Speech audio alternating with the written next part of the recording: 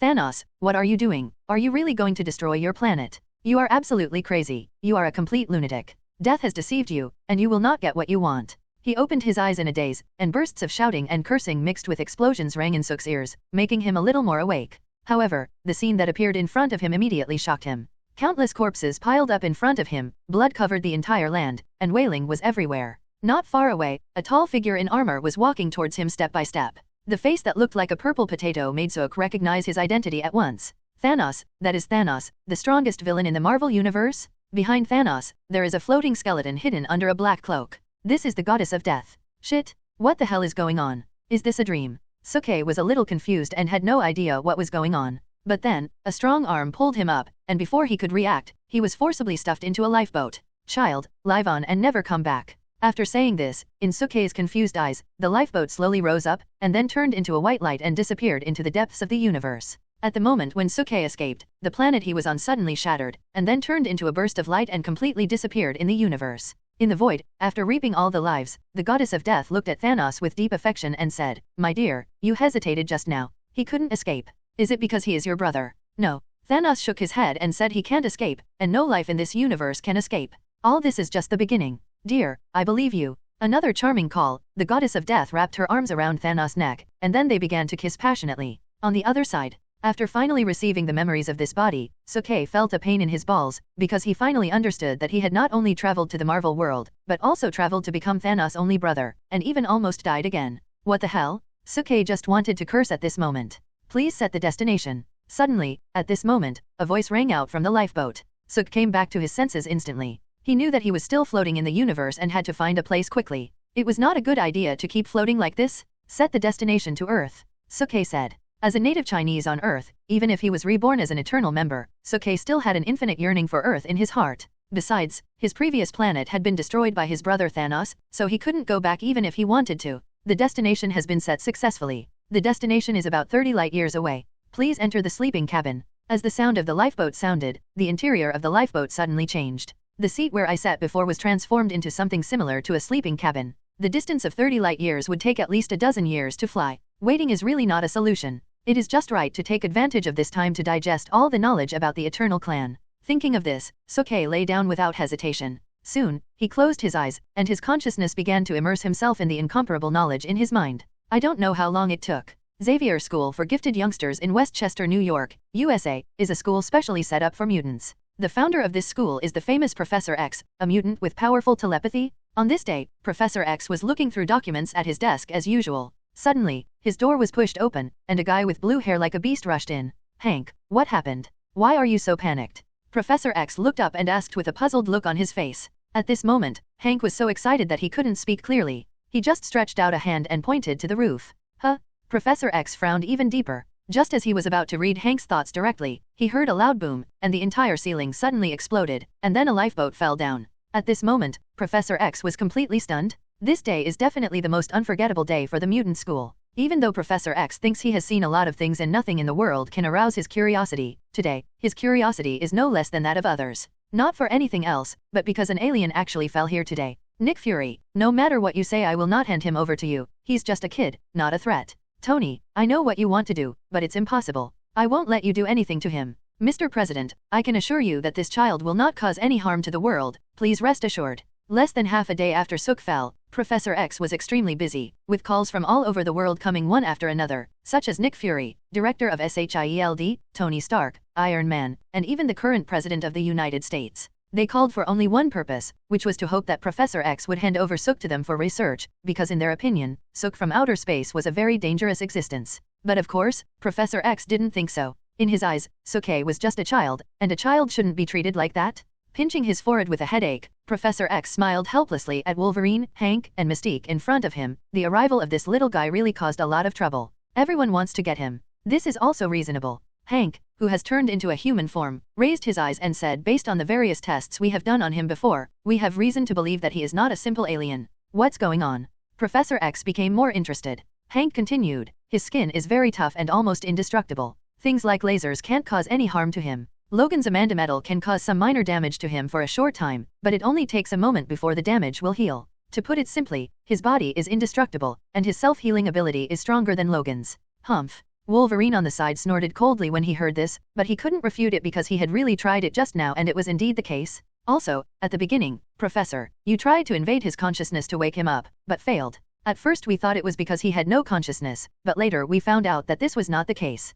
The reason for this was that his mental ability was so strong that it completely resisted your invasion of consciousness. In addition, based on his muscle density, we speculate that he should have super strength, super hearing, super speed, and his special body structure can even allow him to absorb certain forces. He may also be able to fly. At this point, Hank couldn't say anything more, and Professor X was completely shocked. Although he knew from the beginning that this child from the universe must be extraordinary, he didn't expect that he had so many abilities. No matter which of these abilities you possess, you will become a powerful being. When all these abilities are concentrated in one person, it is simply too terrifying. Just as Professor X was looking shocked, on the other side, in the medical room of the mutant school, Soke was still sleeping on the bed. But of course, this is just a superficial phenomenon. Brother, when are you going to let me out? In his deepest consciousness, Soke shouted with despair. Ding! Host, please don't be anxious. According to calculations, the host will wake up soon. Not anxious? I have been trapped here by you for 100,000 years. How can I not be anxious? Soke couldn't help cursing in his heart. To put it simply, the person who is talking to Soke now is not someone else, but the Golden Finger system that is essential for traversers, and this system is very powerful, called the Super God Villain system. To put it simply, this is a system that can help Soke become a supervillain. And this system was triggered and bound in his consciousness after Soke fell into a deep sleep. As an awesome system, there must be something like a novice gift package when it is just bound, and Soke also has it, but this novice gift package is a bit too pitfall. He actually rewarded Soke with 100,000 years of time? This should have been a good thing. After all, who would not want to live an extra 100,000 years? But unexpectedly, these 100,000 years were actually sleeping time, and before he confirmed, the system gave these 100,000 years to Soke. After coming to Earth from Saturn, although Soke's body was dormant for less than 10 years, his consciousness was dormant for a full 100,000 years and 10 years. No wonder Soke cursed. But this is not completely without benefits. During this period of sleep, Soke, like Thanos, knew all the superhuman philosophies of the Eternals, which gave him unsurpassed strength, endurance, recovery ability, and agility. His skin is almost indestructible, and even if it is destroyed, it can be quickly repaired. Because of the powerful mental power, even if his body is completely destroyed, he can recast an identical body for himself through thoughts. Even according to the system's explanation, Soke realized that his abilities are far more than that. These 100,000 years were truly worth it. Hello, my friend from the universe, my name is Jean Grey, would you like to be my friend? Suddenly, at this moment, a voice sounded in Soke's consciousness. Soke was delighted, he was finally going to wake up. Slowly opening his eyes, Soke smelled the smell of disinfectant. Then he looked around and found that his guess was correct. He was indeed lying in a place that looked like a hospital. The familiar English letters and the panicked people clearly explained where this place was. This is Earth? This is Earth? I'm finally here. After seeing where he was, Soke was so happy that he was about to get up, regardless of the medical staff who wanted to dissuade him from lying down. Before his feet even touched the ground, his body floated up. I can actually fly. Soke laughed. You know, even his brother Thanos doesn't have the power to fly. Wait, the voice that woke me up just now was Jean Grey? Phoenix? Isn't this a character from the X-Men? Am I in a mutant school now? Thinking back to the voice he heard before, Soke felt confused again. Looking around, Soke saw a lot of children lying densely outside a glass wall not far from him. The oldest of them looked to be about 20 years old, and the youngest looked only 4 or 5 years old. They were looking at him with shock on their faces. Among them, there was a very special girl. She was about 15 or 16 years old, with Hey everyone, welcome to our channel, and thank you for your support. If there's a favorite novel on the channel and you want the next part, you're just one step away. Become a Patreon member and I can make it depending on your tier. Thank you for your attention. long fiery red hair and was very beautiful. She was lying alone in a corner, looking over here. For some reason, the other children didn't seem to want to get too close to her. Jean Grey. Looking at the girl, Soke couldn't help but called out her name. In an instant, Jean Grey also noticed Soke's gaze, and knew that Soke called out her name. She panicked and ran out quickly. At this time, Professor X and others who got the news also rushed over. The moment he saw Soke, Hank couldn't help but shouted, "Did you see it? I said this guy can fly." Okay, Hank, let the kids leave here, he just woke up and needs quiet. Professor X shouted. Soon, all the children who were watching were taken away. After taking a shower and changing into a set of clean clothes, Soke followed Professor X to an office where Hank, Mystique, and Wolverine had been waiting for a long time. Child, if you think now is not the right time, we will not force you, we can wait forever. Professor X asked again before starting the conversation. In his opinion, Soke is an alien. It is his first time coming to Earth. He must have many things he is not used to and needs a lot of time to adapt. But after hearing this, Suk shook his head and said, "No need, Professor, I think now is the time." As an alien coming to Earth, Suk knew that a conversation was inevitable. This kind of thing should be done sooner and later. Besides, a conversation is better than being tied to a table for dissection, right? Suk insisted so much that Professor X was not polite. Then he asked, "Child, what is your name? Where are you from?" "My name is Suk, and I come from the Eternal Clan on Saturn's satellite Titan." Suk replied. "Why did you come to Earth? Are you here to invade Earth? And why do you speak our language? Have you been studying us for a long time?" Hank asked like a curious baby. This guy, asking so many questions at once. After muttering in his heart, Suke finally replied, "I came to the Earth not to invade, but just to escape. My planet was destroyed, and I was the only one who escaped. Also, I don't only speak your language, I understand all the knowledge and languages in the universe, and your language is just one of millions." Wow. Hank was stunned and completely speechless. "You said before that your planet was destroyed. I'm curious about who did it," Wolverine asked. "It wasn't someone else." Suk shook his head and pretended to be a little sad and said, "The one who destroyed my planet was my dear brother Thanos. He is a powerful cosmic tyrant. Boy, it seems we still have something in common. We both have a jerk brother, but of course, my brother never thought of destroying the Earth," Wolverine said with a smile, and it was obvious that Suk's words reminded Wolverine of his brother Sabretooth, an equally powerful mutant. "Well, let's stop here for today's conversation. Suk, on behalf of the Earth, I welcome you. You can treat this place as your home. As long as you want, you can live here forever. Hank, Suk is in your hands." Seeing that Suk was a little sad, Professor X ended the conversation immediately. "Come on, Suk, I'll show you around here. I believe you'll like it here." With a slight smile, Hank took Suk away. "Suke, look, this is our classroom. This is where you live, and you will live here too. This is the playground. School is over now, so there are many people here." After walking around the mutant school, Hank introduced everything patiently and excitedly. It was obvious that he welcomed Suk's arrival. "Hello you, your name is Suk, right?" Just as he reached the lake, a soft female voice rang in Suk's mind again, and Suk could not help but stop. It was Jean Grey. "What's wrong, Suk?" Seeing Suk suddenly stop, Hank asked in confusion. "Nothing." Suke smiled and said, "Teacher Hank, can I be alone for a while? I need to digest everything you just said." "Of course. I'll go back first, remember to come find me later," Hank said with a smile, then turned and left. After Hank's figure disappeared, Suk looked towards a big tree not far away. Behind the tree, a pair of big eyes were looking at him nervously. Suk felt amused in his heart, and walked to the big tree before saying, "Hello, Jean Grey, my name is Suk, nice to meet you. Do you know my name?" As if she knew she couldn't hide anymore, Jean Grey slowly came out, looking like a shy little girl. "Didn't you introduce yourself to me when I was asleep before? And I want to thank you, because it was your introduction that woke me up," Suke said in a friendly manner, but he was quite shocked in his heart. "You have to know that this is Jean Grey, the famous Phoenix girl in the X-Men, one of the few Omega mutants, who possesses the bug-level Phoenix Force. In the X-Men series of stories, there are many big guys who were killed instantly by Jean Grey with the Phoenix Force, such as Apocalypse, Professor X, Magneto, and the like, who are all scum in front of her. But of course, this is after Jean Grey learned to use the Phoenix Force.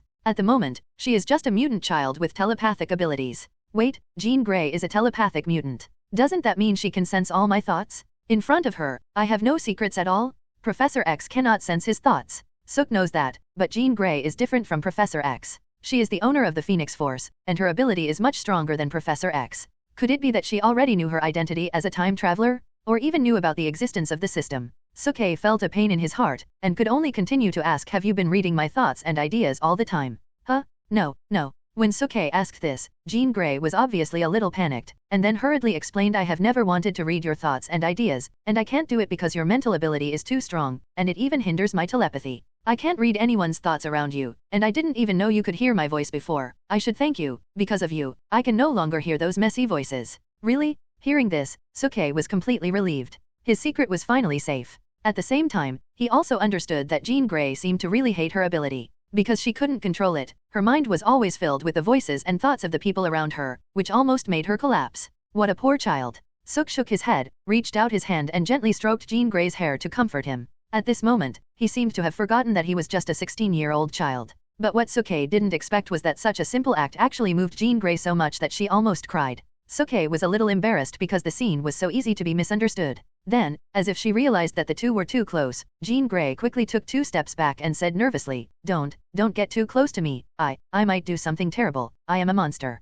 Suke knew that the monster that Jean Grey was talking about was the Phoenix Force in her body. If the Phoenix Force erupted, it would indeed be no different from a monster. But then again, Jean Grey's power was still very weak at this time, and Professor X could still help her completely control it. After all, if the Phoenix Force really erupted so easily, how could Professor X dare to let her live here? Thinking of this, Suke laughed and said, "What's wrong with a monster? I'm still an alien. In the eyes of humans and mutants, aliens are the real monsters, right? You are not alone, because you have an alien monster friend like me. Friend? Are you willing to be my friend?" Jean Grey said with some surprise. Of course. Suk stretched out his hand and said with a smile. In the office not far away, Professor X was watching all this with a smile on his face. Jean Grey has always been a problem girl in school. Because of the fear of her own power, she is very afraid to get close to anyone. Unexpectedly, the new alien Suk actually helped her overcome her fear. The next second, Professor X suddenly seemed to think of something, and his face became ugly again, because he knew in his heart that Nick Fury, the director of SHIELD, and Tony Stark, the Iron Man, were not so easy to deal with. These two guys will definitely make trouble for Suk. As night fell, when everyone was asleep, Suk couldn't fall asleep. One reason was that he had slept too long before and didn't feel sleepy at all. The other reason was that he was sorting out all the information about this world in his mind. First of all, it was certain that the timeline of this world seemed to be different from what he had known before. The mutant school he was currently in was rebuilt after Magneto's rampage in Washington. Suk knew that this should be the timeline after the reversal of the future, which was only a year ago. According to the settings in the comics and movies, this would only happen in 1975, but now it was 2010, which was more than 30 years different from the timeline he knew. If these were just differences, then the next thing would be a bit tricky. In the list of founders of the mutant school, Suk suddenly found a name that was enough to make him feel extremely annoyed. Bruce Wayne? This is Batman in the DC universe? At first, Suk thought he had made a mistake, thinking that these were just two people with the same name but no connection, but after asking Hank, he found out that this was actually true. One of the founders of this school is actually Bruce Wayne, a billionaire from Gotham City. According to Hank's introduction, Suk knew that Hank didn't know Bruce Wayne's true identity, but it was obvious that Professor X must know it. If Batman really exists in this world, then obviously Superman, Wonder Woman, Martian Manhunter, Flash, Shazam, and other guys must also exist. This is enough to show that the world he is in now is the world after the fusion of the Marvel and DC worlds. The Marvel world is originally a dangerous world, and the DC world is the same. Being in the new world after the fusion of these two worlds, Suke simply has the urge to curse. And according to the current situation, Thanos will eventually come to the Earth to find the infinite gems on the Earth. At that time, with a snap of his fingers, half of the entire universe will be dead. Suke is not afraid of Thanos. With his current strength, he is enough to fight Thanos on equal terms. But don't forget that there is a goddess of death behind Thanos. This guy is the creator god, immortal and indestructible. How can he fight? The timeline is completely messed up. Suke doesn't know what will happen next. He only knows that Thanos will eventually come to the Earth to find the infinite gems. Similarly, Thanos will come to him. In addition to Thanos, Darkseid in the DC universe is also an awesome existence, plus a doomsday who can't be killed no matter what he does. The Earth is really dangerous?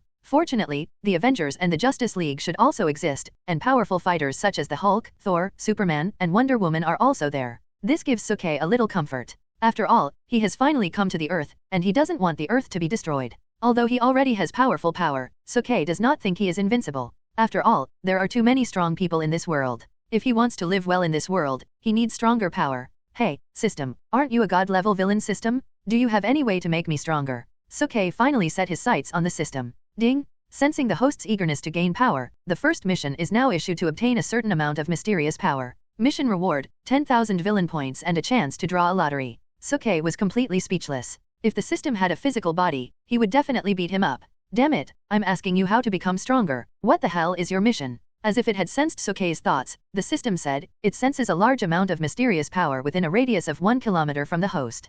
Please complete the mission as soon as possible. What? Isn't it such a coincidence? Suke was shocked at first, and then he almost laughed. He didn't expect that the mission issued by the system would be so simple. Okay, I'll take this mission. Suke agreed with a smile and got up from the bed. He couldn't sleep at this moment anyway, so he wanted to see what the mysterious power the system was talking about. He walked out of the room quietly, and following the coordinates given by the system in his mind, Suke easily found the so-called mysterious substance marked by the system. But, looking through the window, Suk was really confused when he saw Jean Grey lying on the table, feeling bored. I said, the mysterious substance you are referring to is not Jean Grey, right? Suk asked in his heart with a speechless face. The mysterious substance is not Jean Grey, but the Phoenix Force in Jean Grey's body. The system replied. Is there any difference? You know, the Phoenix Force is in Jean Grey's body. This is a pitfall. Suke was so angry that he wanted to hit someone, but then, Suke suddenly seemed to think of something and asked again, wait a minute, the purpose of you asking me to obtain the Phoenix Force should not be just a mission, right? You said before that my body can absorb and emit energy. Does that mean that once I obtain the Phoenix Force, I will also possess the Phoenix Force? Thinking of this, Suke was inexplicably excited again, because the Phoenix Force is one of the most powerful forces in the Marvel Universe. Once he mastered the Phoenix Force, he would not be afraid even if the Goddess of Death came. But then, the system poured a basin of cold water on him. The Phoenix Force is one of the most advanced powers in the Marvel Universe. The host cannot master it with his current strength, but because of the special nature of the host's body, the host can absorb the Phoenix Force and use it as his own power. In addition, the host can also absorb and emit all the energy in the entire American comic world. The system explained. Suke finally understood it. To put it simply, his body is like a supercharger that can store or emit all kinds of energy at will, even as strong as the Phoenix Force. Although he can't have the Phoenix Force like Jean Grey, it seems good. By the way, how do we obtain the power of the Phoenix? After making up his mind, Suke asked again. It's very simple. The power of the Phoenix exists in Jean Grey's deepest genes. If the host wants to obtain it, he needs to have deep physical contact with Jean Grey. In simple terms, it is. You want me to sleep with Jean Grey? Before the system finished speaking, Suke had already guessed the answer. Yes, this is the most direct method. Other physical contacts are also acceptable, but the power gained will be less. Of course, the host can also let the Phoenix power in Jean Grey's body run wild and then absorb it. Suke was speechless, really speechless. He never thought that the system would come up with such a fucked up idea. Slept with Jean Grey? Suk thought so, but there must be a process for this kind of thing, right? For example, they should have a relationship first. If he forced himself on her, he would probably become the most shameless person in the Marvel and DC worlds. As for letting the Phoenix Force in Jean Grey run wild, Suk didn't even consider it, because the Phoenix Force's runaway is very dangerous, and he doesn't want to kill other people in the school. Besides, this is a nightmare for Jean Grey. Suke didn't want to hurt this innocent girl. Who is there? Suddenly, at this moment, Jean Grey seemed to have discovered something. She quickly walked to the window and opened it. Then, their eyes met. Suk was very embarrassed, and Jean Grey was a little surprised. Suk, why is it you? What are you doing here? Jean Grey looked at Suk in surprise and asked. Suk scratched his head and said awkwardly, I slept too long before, and now I can't fall asleep no matter what, so I thought of going out for a walk, and I didn't expect to end up here. By the way, Jean, why haven't you slept yet? I can't control my power. Even though it's already midnight, my mind is still filled with voices. Because of this, I sleep very late every day, Jean Grey said helplessly. So that's how it is. Suk laughed dryly, but for a moment he couldn't think of what to do next. The atmosphere became a little awkward. As if she had noticed the awkward atmosphere, Jean Grey blushed and said, Suk, do you want to come in and sit for a while? Okay. Without any hesitation, Suke agreed immediately. Are you kidding? Jean Grey is an absolute beauty in the Marvel Universe. Only a fool would refuse such an invitation. Seeing that Suke agreed so readily, Jean Grey suddenly felt a little regretful. If other people knew about this, what would she do? But it seems useless to regret now, because Suke has jumped in from the window. Tonight is destined to be a sleepless night. After Suke came in, the atmosphere suddenly became awkward again. Suke was fine, after all, he was a man, but Jean Grey was different. You have to know that she was just a young girl who had just begun to fall in love. She invited a man into her room so blatantly, and at this time of the night, this is really too embarrassing. If this were discovered, how would she face other students in school? When she thought of this, her face instantly turned red, like a ripe apple, and she looked particularly charming under the light. Seeing this, Suke's heart suddenly became a little moved. After all, he was an adult, so how could he not guess what Jean Grey was thinking at this moment? Coupled with the fucking task issued by the system before, Suke really wanted to sleep with Jean Grey. But, isn't this a bit hasty? You know, he and Jean Grey have only known each other for less than a day. Let's take our time with this matter. Would you like something to drink? Just when Suke was thinking about it, Jean Grey suddenly asked. No, I'm not thirsty, Suk said with a smile, and then he thought of something and asked, by the way, Jean, do you know if there is a guy named Scott here? He is also called Cyclops. This guy is also a mutant. His eyes can emit red shock waves. He is also a powerful mutant. In the X-Men series, Cyclops has always been Jean Grey's official boyfriend. Suk just thought of it. He urgently wants to know whether Jean Grey knows Cyclops. If she doesn't know him, then everything is fine. If she knows him, then it doesn't matter. Anyway, Jean Grey is determined. Scott? Cyclops? I've never heard of this name, nor this ability. Is it true that there is such an ability to emit shock waves from the eyes? Jean Grey asked curiously. After hearing this, Suk was completely relieved. Sure enough, at this moment, Professor X had not recruited Cyclops. But then, he immediately said with disdain, Tisk, what's the big deal? I can also emit various energy beams from all parts of my body. After saying this, he raised his hand. With a thought, a dazzling white light appeared in his palm, illuminating the whole room. This is the energy of the sun, exclaimed Jean Grey. That's right, my current abilities are not very proficient, so I can only absorb and control some simple energy, but in the future, I will be able to control all the energy in the universe, Suk said confidently. This is not him bragging, it's just the truth. When it comes to the universe, Jean Grey instantly became interested again, and couldn't help but lean towards Suk, and then asked Suk, "Can you tell me what the universe looks like? Is it beautiful?" "Of course," Suk said with a smile while lying comfortably on Jean Grey's bed. "There are countless planets, countless species, and scenery in the universe. In my hometown of Titan, when night falls, the stars in the sky will revolve around Saturn. The scenery is so beautiful." "Really? Now that you mention it, I suddenly want to go and take a look. But I'm not you, I can't go to the universe." Jean Grey stuck out her tongue and said, then she lay down next to Suk. Suk smiled gently and said, "It's not impossible. My brain stores all the scenery I have seen and all the knowledge I know. I can let you see it all." After saying this, Suk gently stretched out his hand. Suk's mental power is very strong, which makes him immune to all psychic attacks and magical attacks, but as long as he is willing, he can also share everything stored in his mind.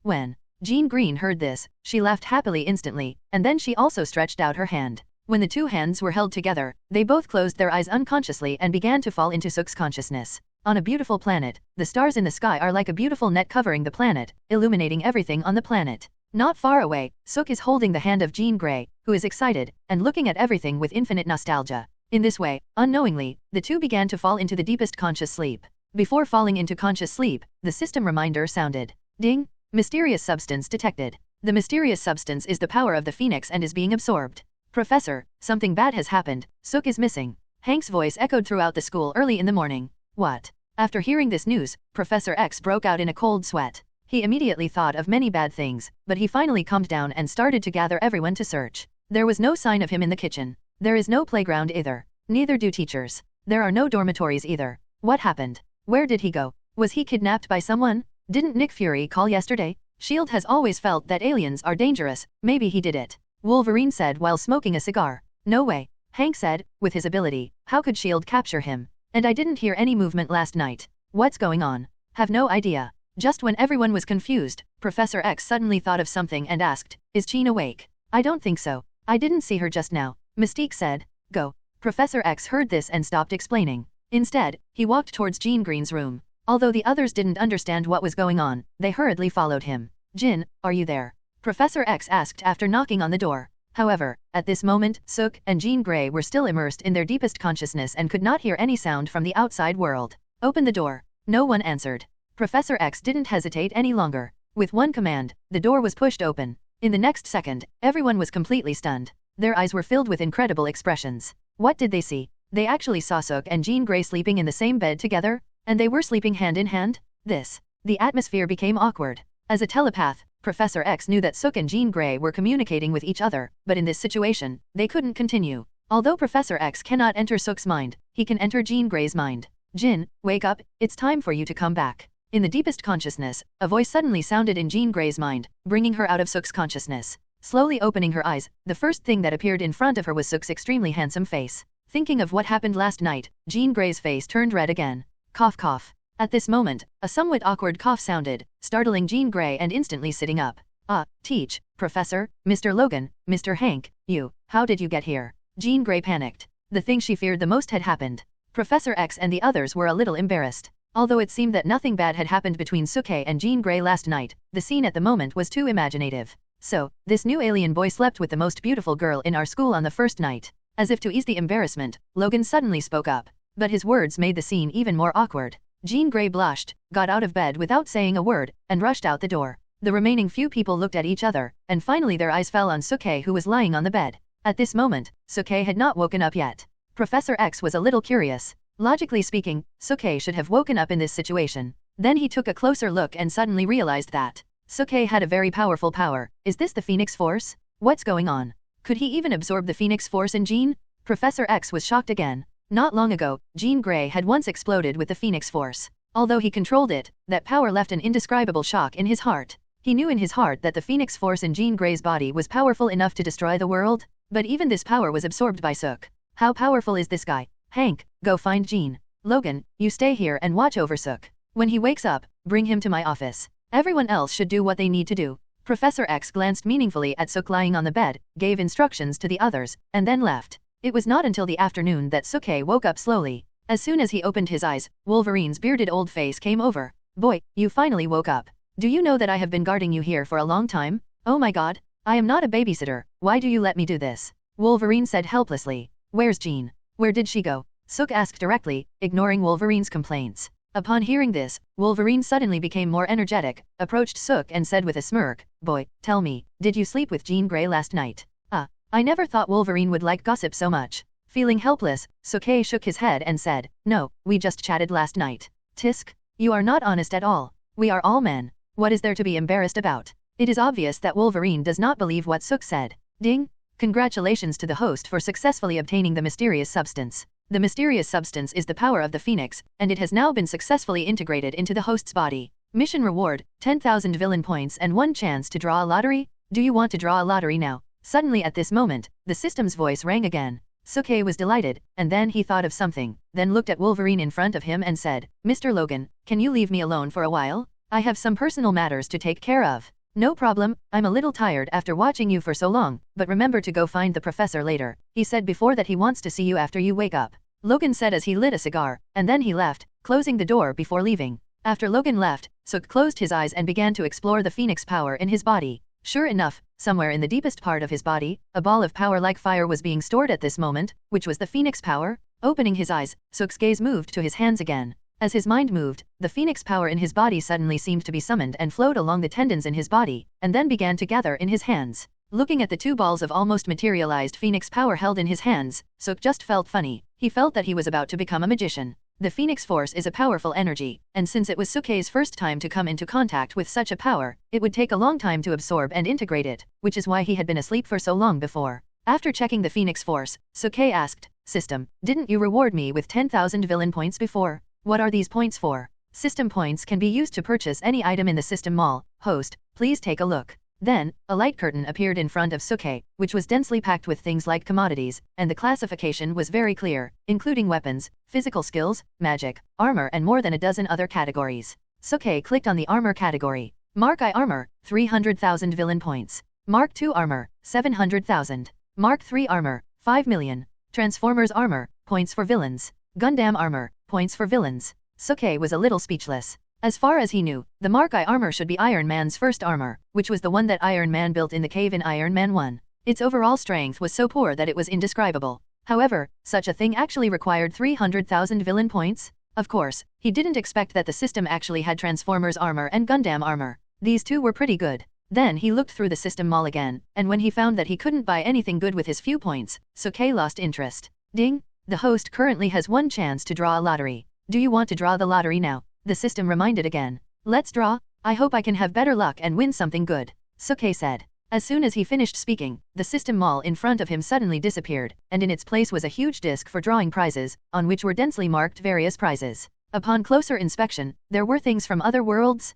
I must draw something good. After a while of silent thinking in his heart, Sook used his mind to turn the lottery disc. Then, the disc began to spin quickly, and it stopped after a long while. Ding! Congratulations to the host for winning a copy of How to Cultivate Conqueror's Haki from the world of One Piece. Sook was a little dumbfounded. Although he already knew that he could draw things from other worlds, he never thought that he could draw the Conqueror's Haki in the world of One Piece. There are 3 types of Haki in the world of One Piece, which are Armament Haki, Observation Haki, and Conqueror's Haki. Among them, Conqueror's Haki is the most rare, and it cannot be obtained through practice, but can only be obtained by nature. Because he knows all the superhuman philosophies of the Eternal Clan, Sook's current physical strength can no longer be stronger. Armament Haki is completely meaningless to him. Observation Haki may be a little useful, but it is definitely not as good as Conqueror's Haki. This is because people with Conqueror's Haki can use this Haki to intimidate and shock opponents without taking action, and can also make opponents weaker than themselves faint. For stronger ones, they can even begin to produce corresponding physical damage. For example, when Shanks went to see Whitebeard in One Piece, Shanks' Conqueror's Haki destroyed Whitebeard's ship.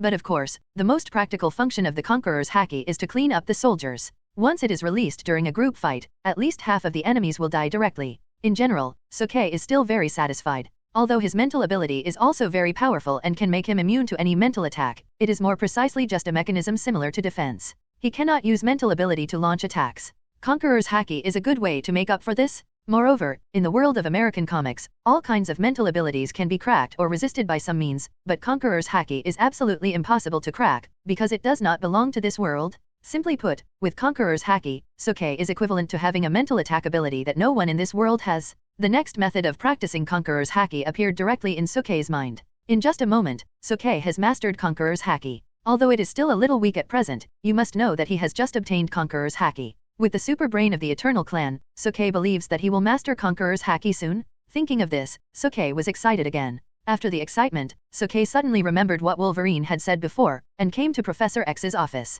Professor, are you looking for me? Professor X was the only one in the office at this time. Hearing Sook's voice, Professor X first smiled, and then said, "Sit down, I just have something to ask you." After Sook sat down, the expression on Professor X's face suddenly became serious again. Then he controlled the wheelchair to come in front of Sook and asked, "Sook, tell me, have you absorbed part of the Phoenix Force in Jean's body?" Professor X is a powerful mutant, and he can help Jean Grey suppress the Phoenix Force. Naturally, this kind of thing can't be hidden from him, so Sook said directly yes, but I don't know what's going on. Originally, I just wanted Jean to see the scenery of the universe through my consciousness last night, but I didn't expect to absorb part of her power by mistake. Sook naturally wouldn't say anything about the system. Then can you control the Phoenix Force? Professor X asked again, and it was obvious that he didn't care much about other things. Of course, my body can absorb and emit any energy in the universe, including the Phoenix Force, Sookie said, and his mind moved again. In an instant, 2 fiery red balls appeared in his hands. When Professor X saw this scene, his face turned green, because he knew that if the 2 Phoenix Force balls in Sookie's hands exploded, the power would definitely be no less than a nuclear bomb.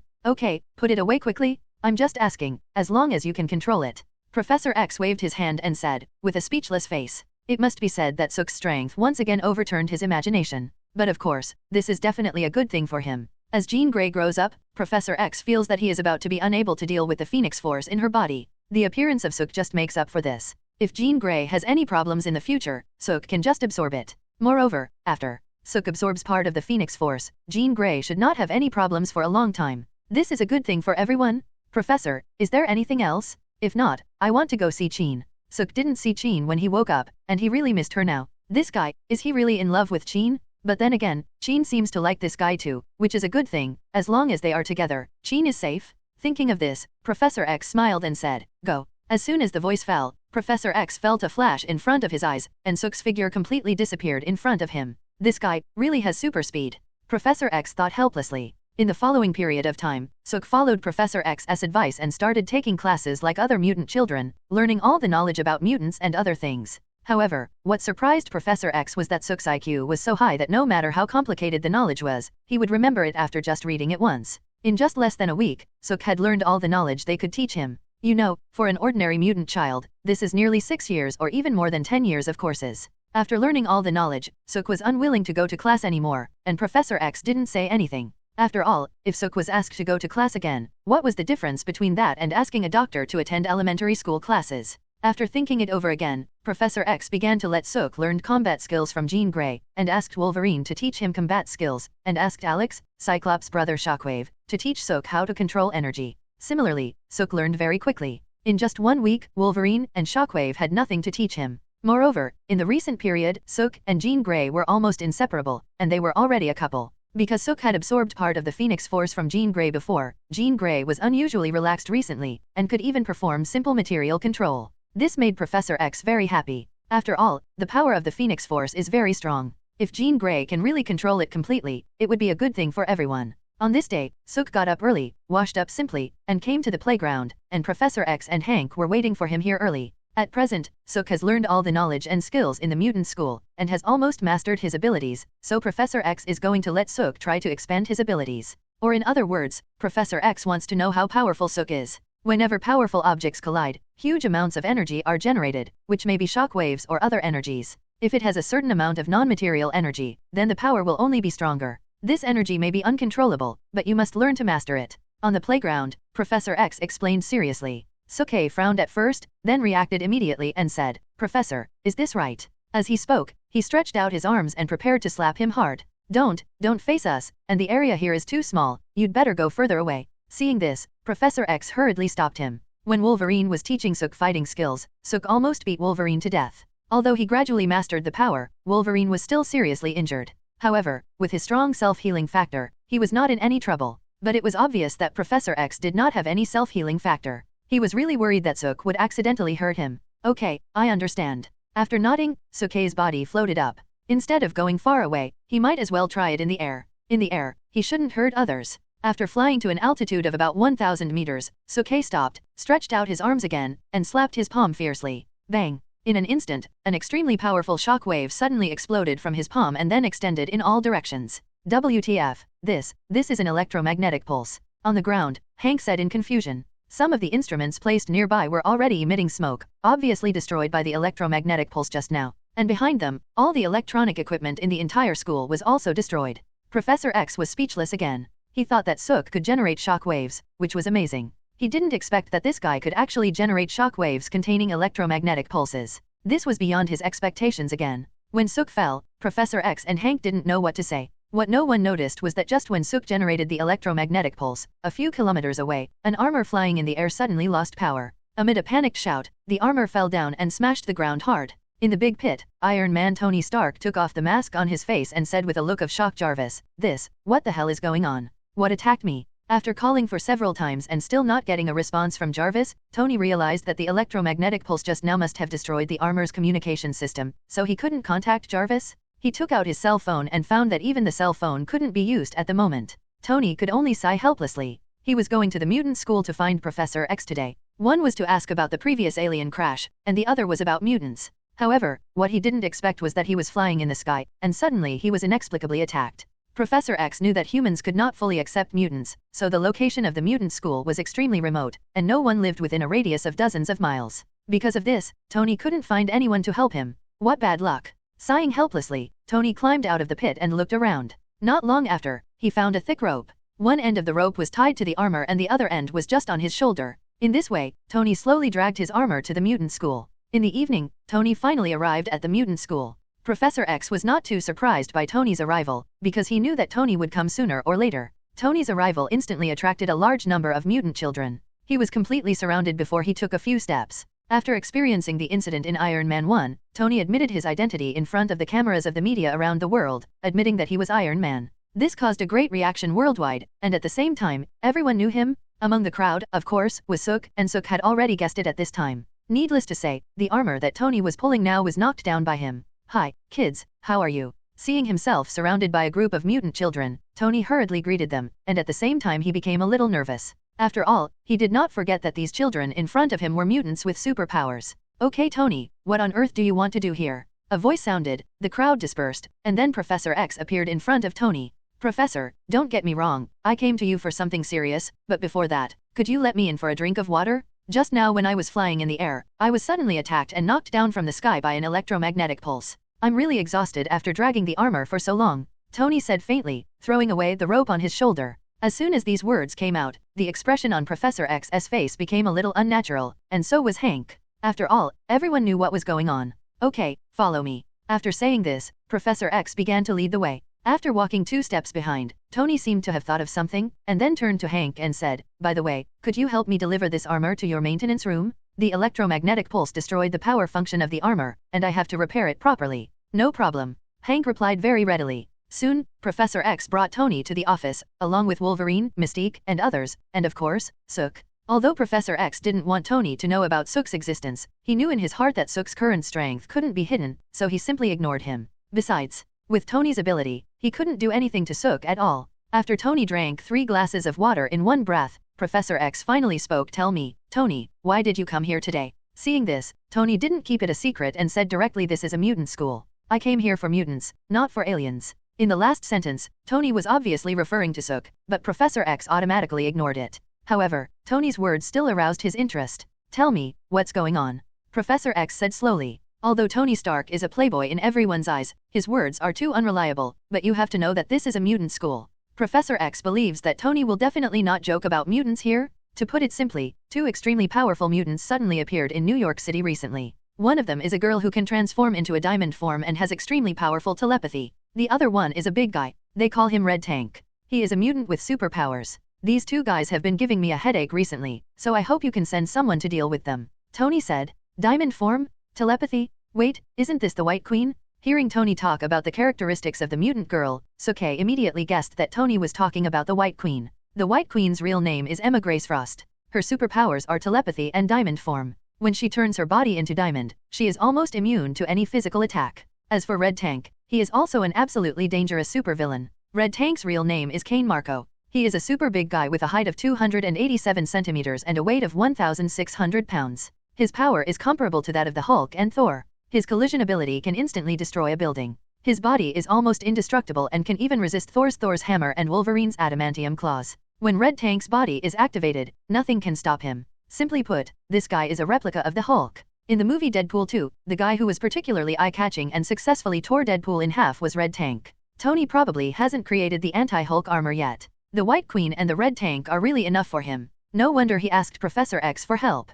Professor X was silent for a while after hearing this. After a while, he said, "Tony, go down and rest first. I will give you an answer before tomorrow morning. This is a matter of mutants." Professor X can't ignore it. However, the White Queen and the Red Tank are extremely dangerous. He needs to make a good plan. I have something else I want to ask you. Tony was not in a hurry to leave, but suddenly stood up and looked at Professor X with an intriguing expression. "Ask it." Professor X naturally knew what Tony was going to ask. In his opinion, this was something that could not be avoided, so he simply did not try to avoid it. "More than half a month ago, my satellite detected that an alien lifeboat had landed at your school. If I'm not mistaken, the alien should still be in your school, right? I want to meet him," Tony said. "What do you want to do with him? Do you want to make him into a specimen? Or do you want to dissect him?" Before Professor X could speak, Wolverine on the side spoke first, and when he said this, he also gave Soke a smug look. Soke was a little speechless. "Don't get me wrong." Tony waved his hand and said, "I'm not interested in this kind of thing. I'm just curious. Before, our world already had a guy who wore his underwear outside and flew in the sky, and then there came a guy who held a hammer and could summon lightning. I'm curious about what kind of guy will come this time." Without a doubt, Tony was talking about Superman and Thor. Although he knew that this world was a fusion of Marvel and DC, Soke still felt a little uncomfortable when he heard about Superman from Iron Man. For a moment, he couldn't help but think of the topics that he had been arguing about in his previous life. Batman and Iron Man, who is better? Who is stronger, Superman or the Hulk? Thanos and Darkseid, who is the real overlord of the universe? After coming to this world, Soke felt that he could still verify it when he had time. "Tony, I can agree to let you meet him, but you have to promise me that you won't reveal his true identity." Just when Sook was thinking about it, Professor X's voice rang again. Sook's alien identity was no longer a secret in the mutant school, and the children in the mutant school quickly accepted Sook's identity. After all, in the eyes of all humans, mutants were like aliens, which was why other people could accept Sook's identity. But it was obvious that Sook's identity was definitely too difficult for normal humans to accept. After all, even Superman, who grew up on Earth, was still considered an alien by some humans. "Of course you can." Tony smiled and said, "But you make me more and more curious, Professor. I wonder what this new alien friend looks like. Does he have 8 eyes or 8 legs? Or is he the same as E.T.? You should know E.T., right? It's the movie." As Tony's words became more and more outrageous, Soke was completely speechless, and Wolverine on the side almost laughed to death.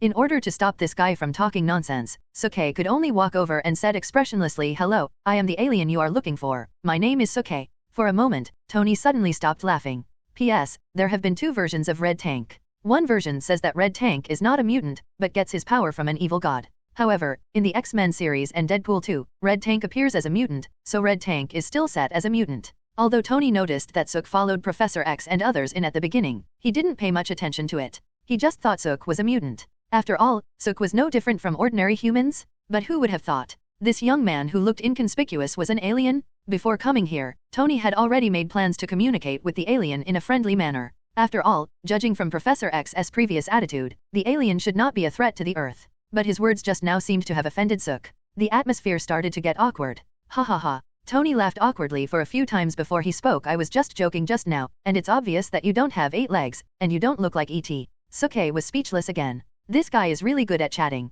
Sensing that the atmosphere was a little strange, Professor X quickly said, "Okay, Tony, you should go and have a rest first. I will give you an answer soon about what you said." "No problem, then Professor, I'll be waiting for your good news." Tony couldn't wait to leave this place. Hearing this, he said hello to Professor X and left. "I have never liked this guy." Wolverine suddenly took a puff of his cigar and said as Tony left. Sook found it funny because according to his previous understanding of Wolverine, it seemed that this guy had some grudges with the entire Avengers, especially Hulk. Whenever the two met, they would basically fight to the death. No one knew what was going on. Then let's discuss what Tony said before. Professor X said, "In fact, not long ago, I found a mutant with telepathy in New York City. They called her the White Queen, but she seemed to be immune to telepathy, so I couldn't find her exact location. Unexpectedly, Tony found her in the end. In addition to the White Queen, Red Tank is also a very troublesome opponent. Logan, I'm going to give this mission to you," Professor X said, looking at Wolverine. Wolverine has always been an extremely powerful fighter among all the mutants, so this matter was naturally handed over to him.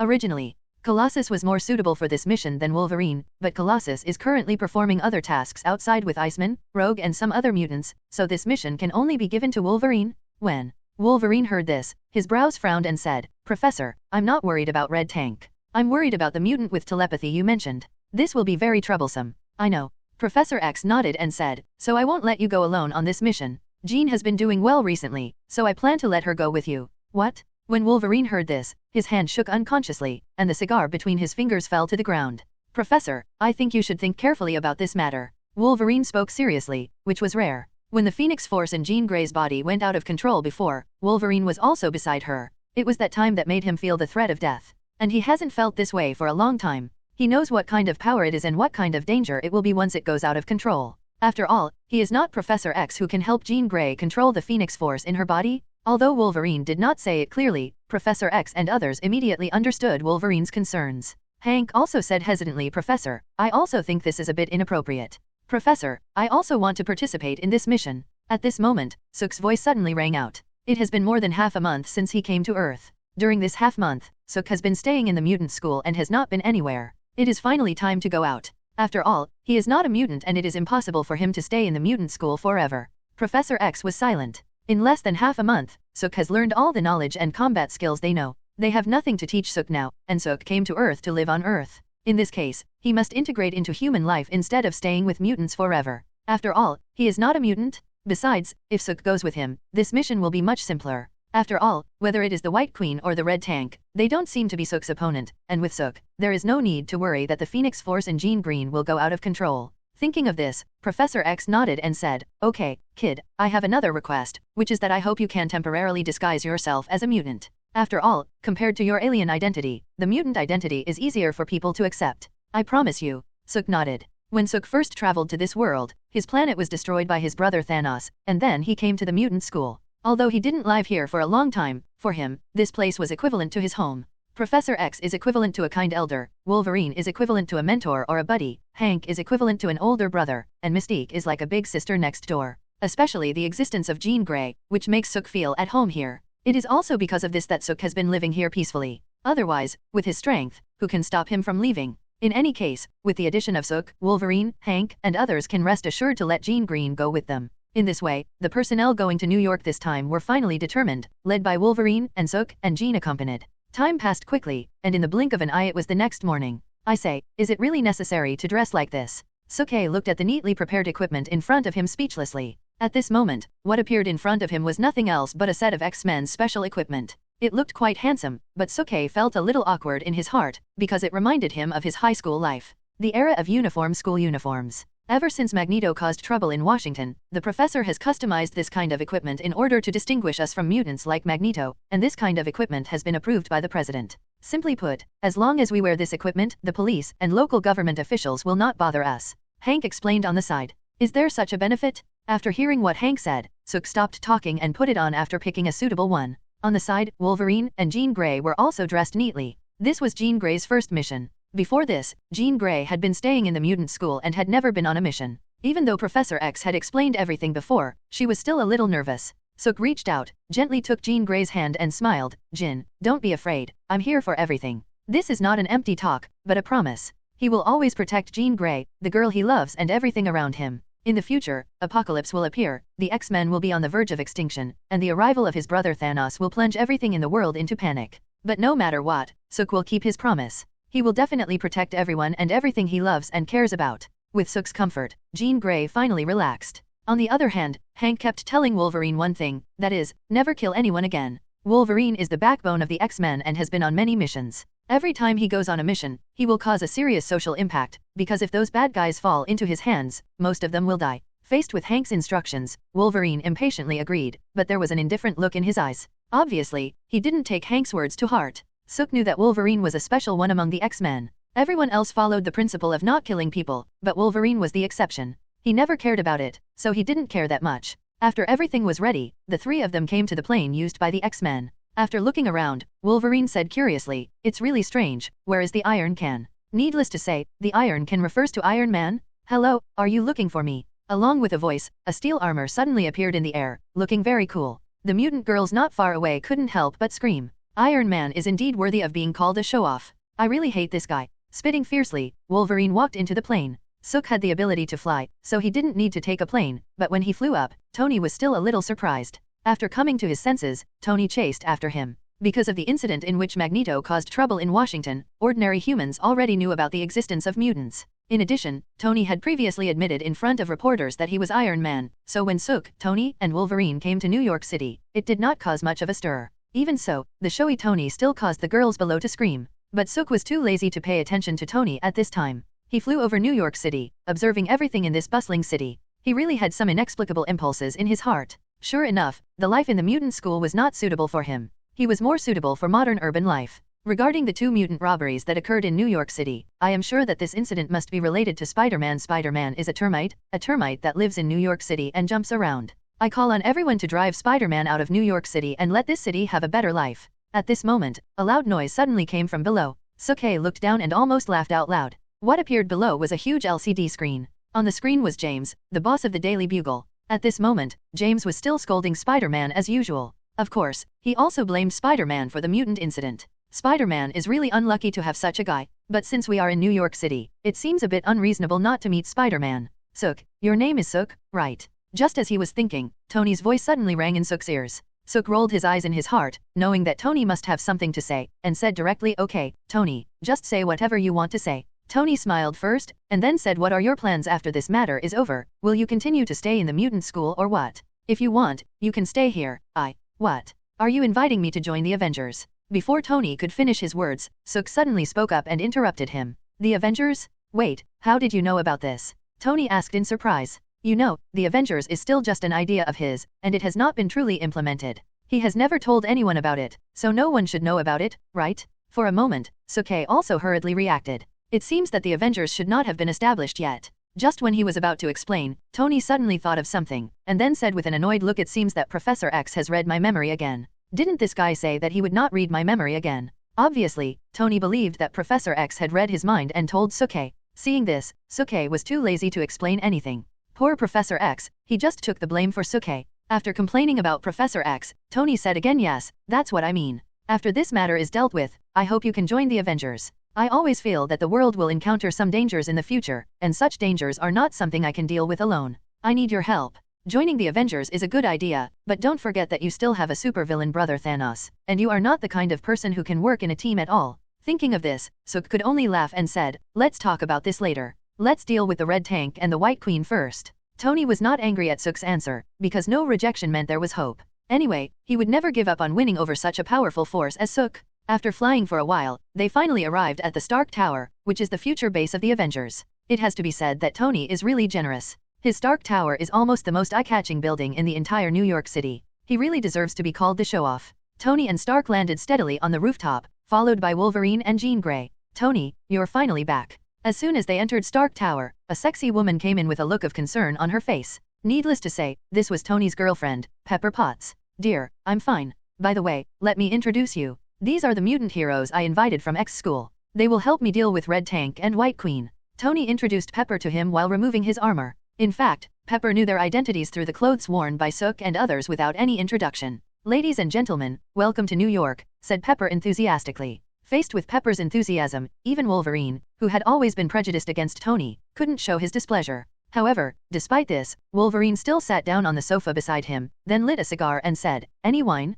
I'm used to drinking before going on a mission." "Of course, we have all kinds of wine here. What do you need?" Little Pepper said quickly. "Vodka will do," Wolverine said, looking at Sook and Jean Grey beside him and said, "Boys, what do you two want to order?" "No need." Sook waved his hand and said, "I'm going to go out with Jean to see if I can find Red Tank and White Queen. You really don't know how to enjoy yourself." Shaking his head, Wolverine stopped talking. Although he was the leader of the team this time, he knew in his heart that he couldn't order Sook, and Sook might not listen to him, so he didn't bother to say anything. Tony suddenly thought of something, and handed Sook a black card and said, "Sook, I'm sorry for what happened yesterday. This is a credit card. It's my apology. Please accept it." The X-Men don't have a salary, and Sook doesn't have a penny on his body. The same is true for Jean Grey. Sook was just thinking about whether to find a way to get some money to spend, but he didn't expect that the money would be delivered to his door at this time. Thinking of this, Sook was not polite. He smiled and took the credit card handed by Tony, and then he went out with Jean. As soon as Sook and Jean left, Pepper said to Wolverine with a worried look on her face, "Mr. Logan, Red Tank and White Queen are both very dangerous.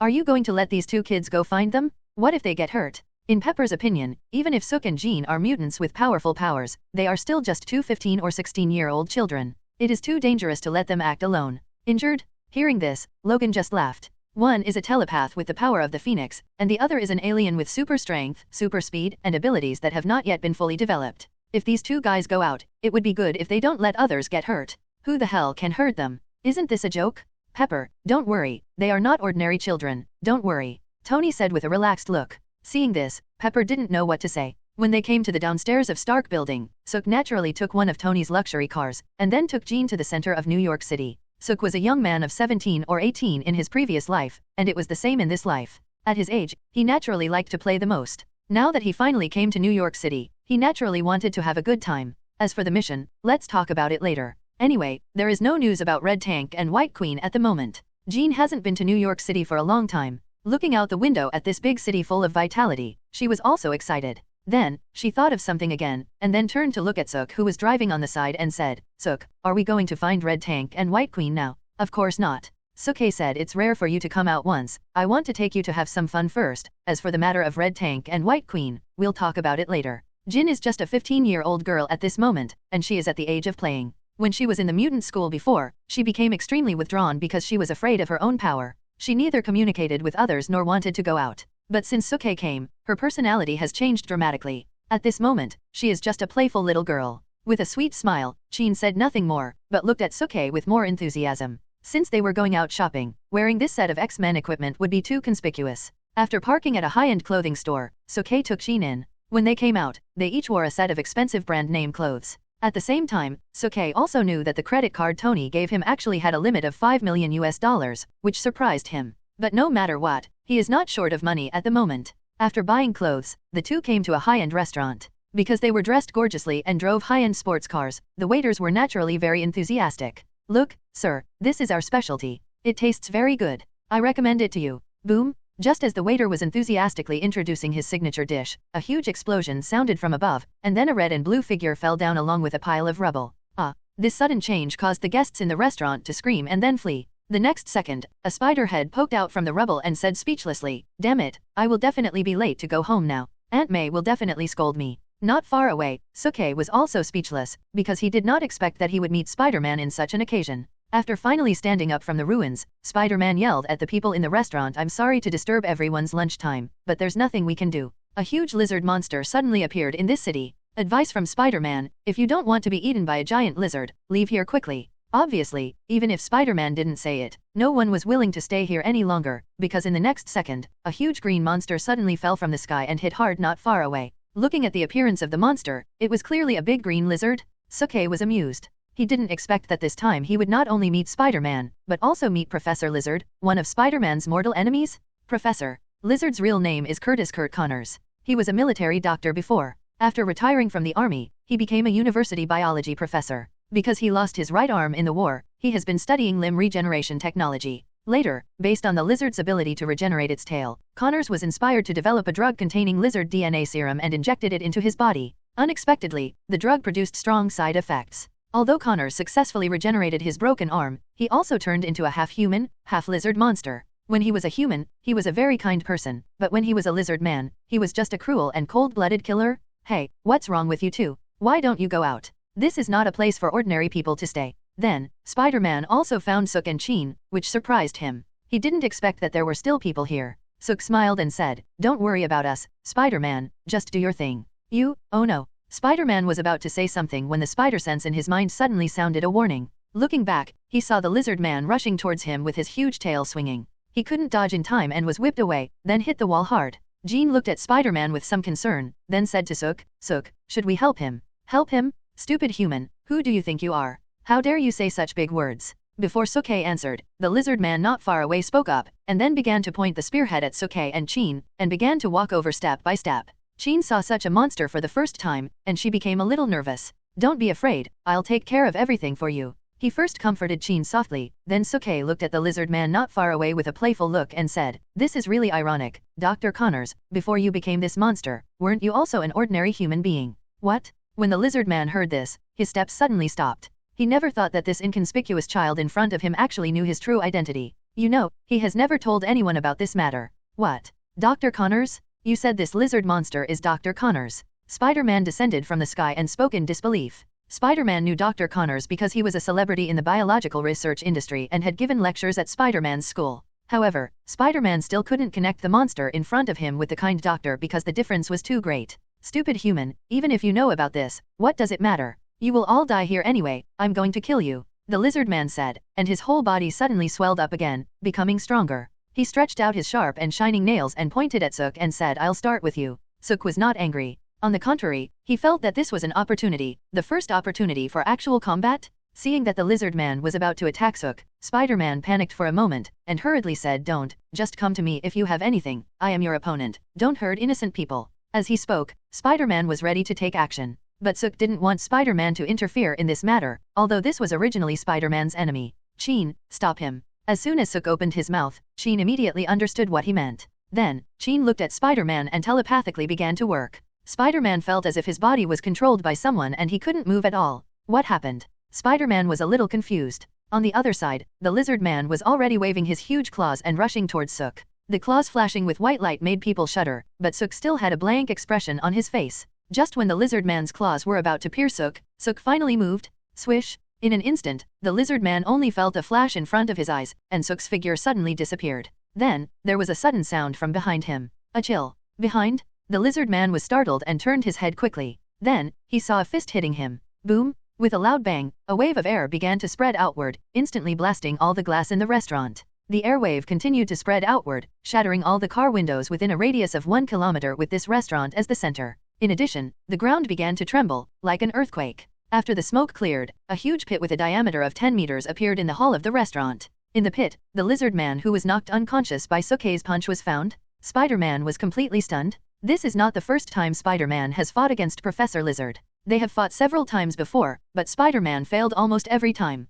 There were even several times when Spider-Man was almost killed by Professor Lizard. Because of this, Spider-Man knows the power that Professor Lizard possesses, which is a very powerful power. But now, such a powerful Professor Lizard was killed by a punch by the boy in front of him. Look how powerful this guy must be. Jean did not react much to the result of this incident, because in her opinion it was the most normal thing. After all, according to Hank's test, Sook's power should be unlimited, and defeating a monster is nothing. After defeating Professor Lizard, Jean no longer controlled Spider-Man's actions. As soon as the telepathy was removed, Spider-Man fell to the ground suddenly, but he reacted quickly enough and jumped up with his hands lightly. Wow, is this telepathy? Are you mutants? And, you are so strong that you killed this guy with just one punch. As soon as he landed, Spider-Man came to Sook and Jean, and said in a surprised tone. Sook shook his head slightly and said, I thought this guy should have stronger power, but it turns out that I thought too much. This guy's power is really too weak. Forward. Spider-Man was speechless. How could this guy be weak? It's obviously because you are too strong, okay. Despite this, Spider-Man still extended his hand to Sook in a friendly manner.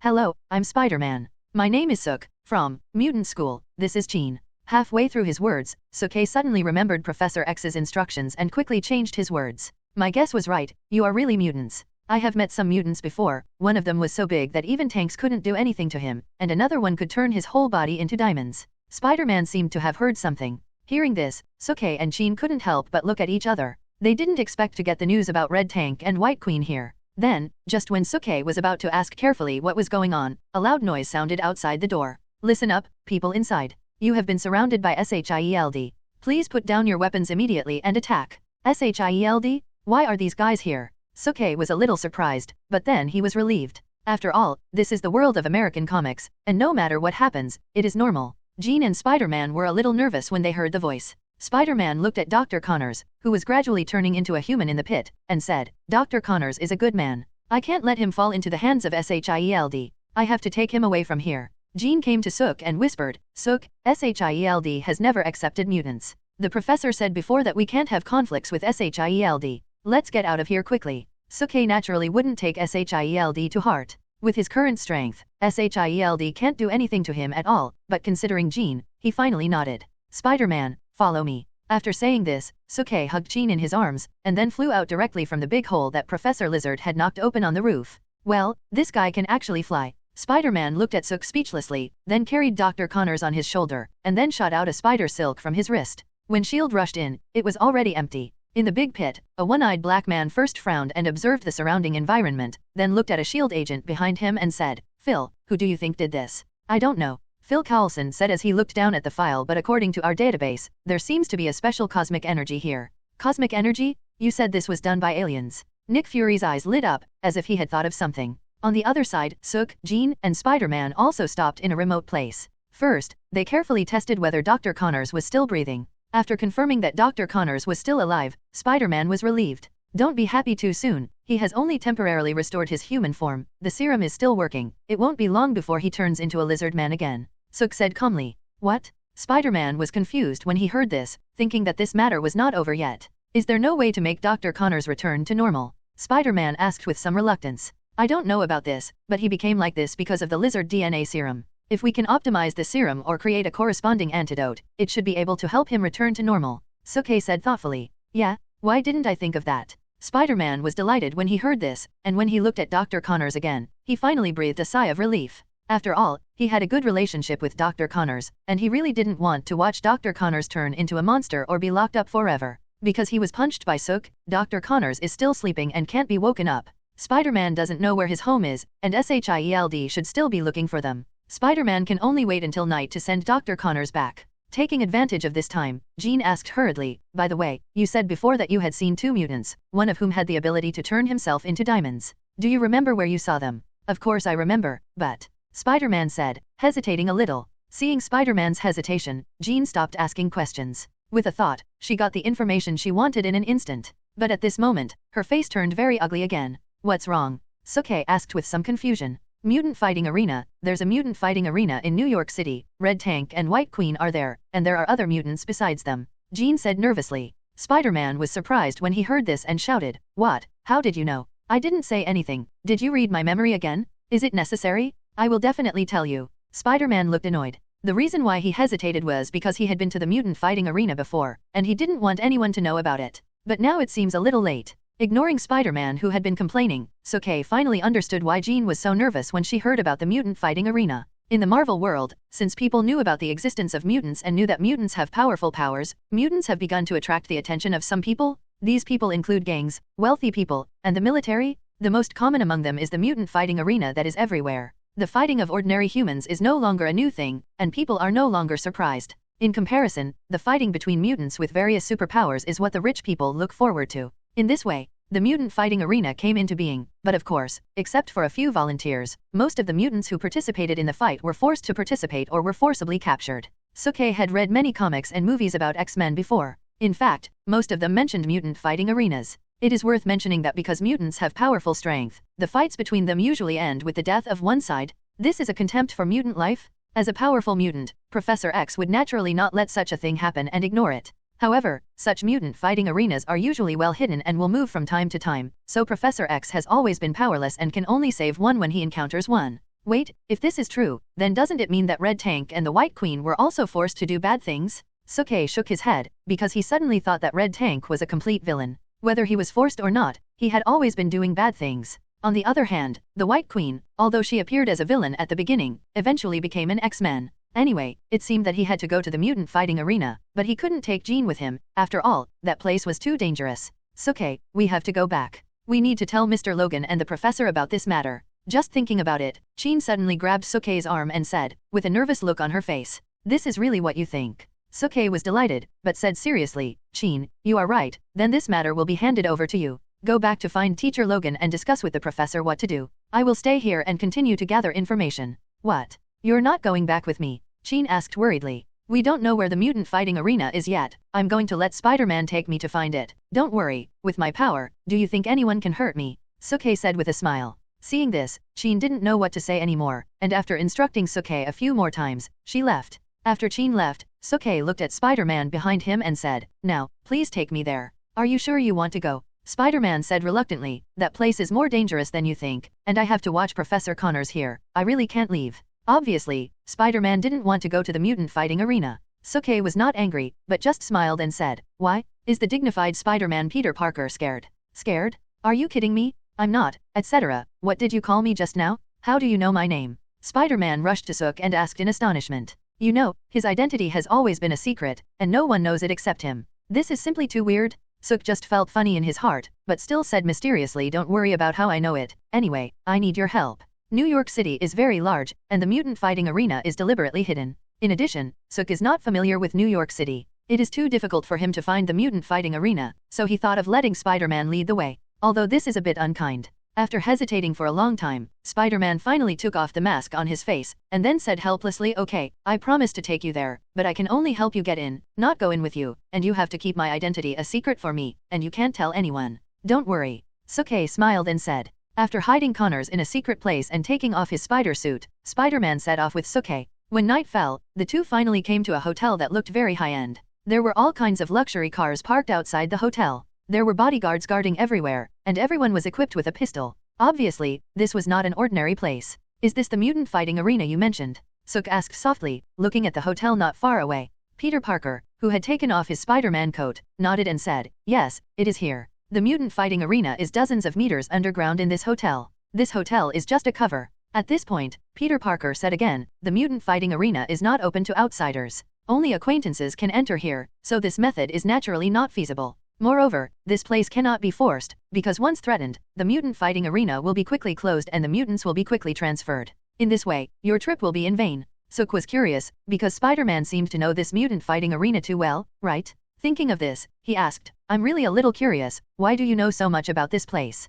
Peter Parker blushed at first, and then he said with embarrassment, "When I first got the ability of spiders, I was mistaken for a mutant and was captured by them, so, forward." Suke was speechless. But then he said, "Okay, thank you for sending me here. Leave the rest to me. Go, Professor Connors should be awake by now." When Peter Parker heard this, he suddenly remembered that Professor Connors was still lying in the wilderness. "I'll go first, be careful." After saying this in a low voice, Peter Parker left. It might be difficult for others to enter here quietly, but it was not the case for Suke, because among his many abilities, he also had super speed. Although this speed was not as fast as the Flash, it was absolutely impossible for ordinary people to detect it. "Sir, please show me your membership card." At the entrance of the hotel, two security guards were checking the people entering. After the guests took out their membership cards, they moved aside to make way. Swish! But suddenly at this moment, the two security guards felt as if something flashed in front of their eyes, and even the ties on their chests were blown up. Strange? What's going on? The two thought with some doubts in their hearts, but with the arrival of the next guest, they didn't care much. At the same time, Suke has arrived at the mutant fighting arena located dozens of meters underground. The underground mutant fighting arena was full of people in a frenzy, and with the shining lights, no one noticed Suk's arrival. In the center of the venue, there was a huge arena, which was completely covered by a thick electric net, leaving no gaps. There was only a small door on one side for mutants to enter. The electric net was covered with bloodstains, and some places even had burnt flesh hanging on it, which showed the cruelty of the mutant fighting arena. "Kill him! Kill him! Get rid of him, you bastard!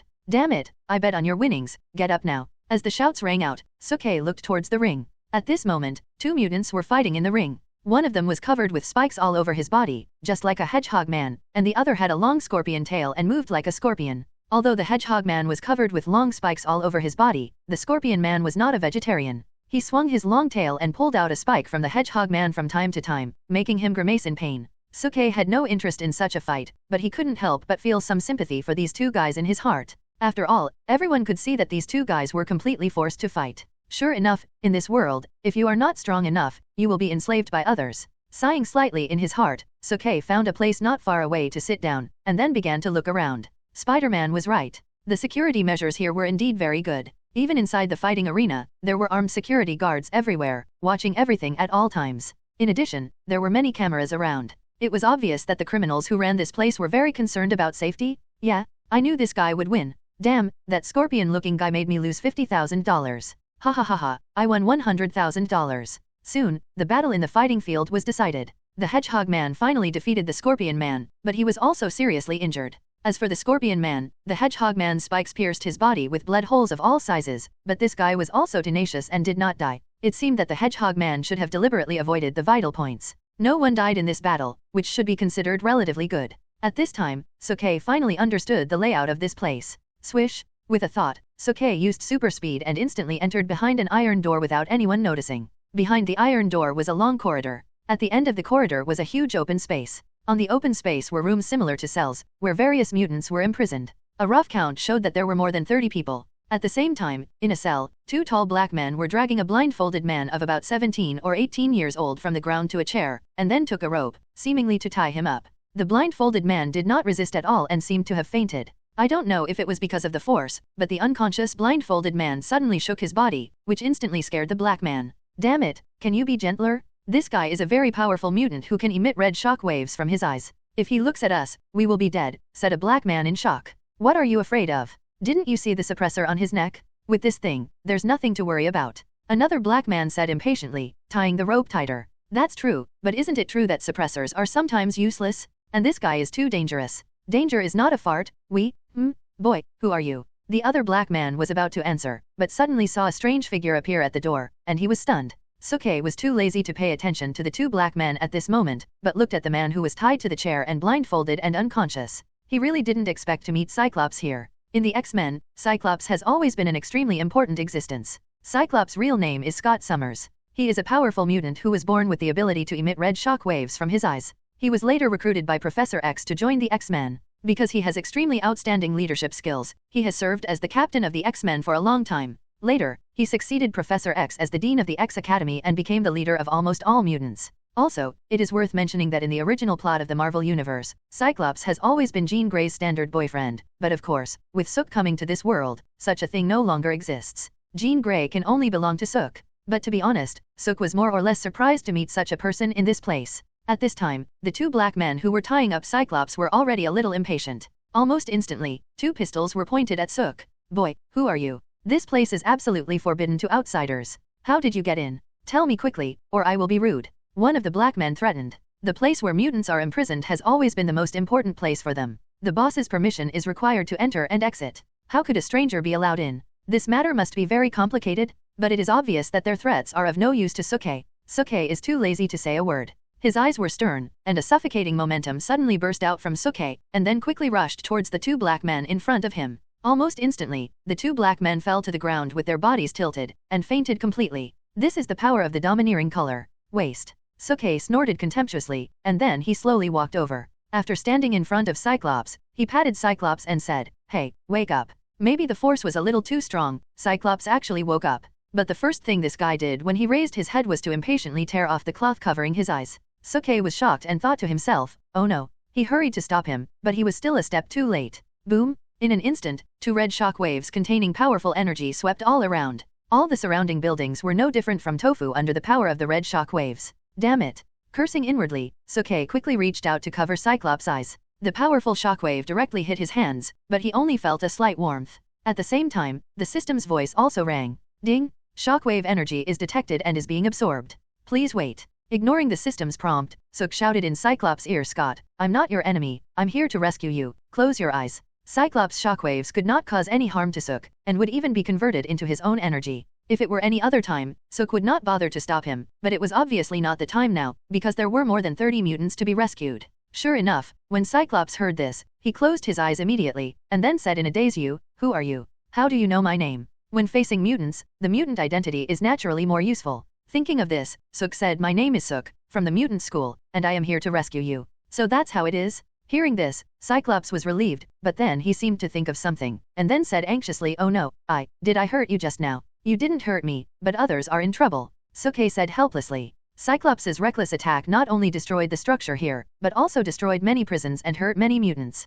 When these guys came out, they all had ferocious faces and were about to skin Cyclops alive. Hey, you guys, don't be ungrateful. Run now. If you get caught again, you won't be so lucky. Speaking, Suke quickly moved to each mutant, and then tore off the suppressor on their necks, and then punched the wall next to them. Boom! With a thunderous roar, the whole prison shook, and after the vibration, a big hole leading to the ground suddenly appeared in front of their eyes. All the mutants couldn't help but gasp. Even the mutants who were about to cause trouble for Cyclops didn't dare to take another step forward. Very good. Suke nodded with satisfaction and said, now use your abilities to rescue others. What about me? What do you need me to do? Cyclops asked hurriedly. Sook threw the rag on the ground over and said, just cover your eyes and don't do anything, and that will be considered helping. Cyclops. The collapsed building crushed the structure here, making it impossible for the people above to come down. This gave Sook some time. According to his request, the other mutants were soon released. Not long after, more than 30 mutants stood in front of Sook, waiting for Sook to speak. Some of the mutants wanted to leave this place of trouble quickly, but when they thought of the power Sook had shown before, they could only temporarily suppress their thoughts. After all, they also saw that they were not Sook's opponents at all. Rather than humiliating themselves, it is better to wait and forget it. Anyway, their lives were saved by others. Staring at the group of mutants in front of him, Suk was also quite troubled, because among these mutants, except for Cyclops and a few others, most of them were not good people, and they definitely could not be taken to the mutant school. In the mutant school, Professor X and others promoted the spirit of peaceful coexistence between humans and mutants, but these guys were enslaved by humans before, and they already hated humans in their hearts. Taking these guys back would only bring hatred back. In this case, the only option is to let them go. This is what Professor X said before. He will never force any mutant to make a choice. Thinking of this, Suke said, I don't have much to say. Anyone who is willing to go to the mutant school with me, please stay. Those who don't want to go can leave now, but I hope you can live a good life after you leave. After all, you can't meet me every time. As soon as these words came out, the crowd began to stir. In the end, only 2 mutants chose to go to the mutant school with Suke, and with Cyclops, there were 3. The others chose to leave. But just when those mutants who chose to leave were about to leave, for some reason, several of them suddenly attacked the others like crazy. Damn it, what are you doing? We don't have to fight anymore. A mutant said angrily, holding the wound on his stomach. No, this is not me, I can't control my body anymore. The mutant who launched the attack said in horror. Me too? Someone is controlling me, stay away from me. Damn it, it must be the White Queen again, only she has this ability. Sorry, I can't control myself. Accompanied by waves of panicked voices, the entire venue suddenly became chaotic again. Suke's heart sank. He didn't expect that the White Queen would actually attack these mutants. Then, a heavy sound of footsteps suddenly came from the doorway of the burial not far away, shaking the entire earth. Then, Suke saw a huge figure crashing into the wall and appearing in front of everyone. The iconic helmet and physique immediately let everyone know his identity. Red Tank? Behind him, there was a tall white-haired beauty, who was the White Queen. Damn it! How did we get these 2 guys here? Be careful, if you are caught by them you will be dead. These 2 guys are a disgrace to mutants. Facing the sudden appearance of Red Tank and White Queen, the other mutants immediately showed deep fear, but in the fear, there was an unspeakable disgust. What was supposed to come finally came? Unlike other mutants, when Suke saw Red Tank and White Queen, he was delighted, because he had always wanted to find a strong opponent to test his strength. Originally, his first choice was Hulk or Thor, but these 2 guys were too hard to find.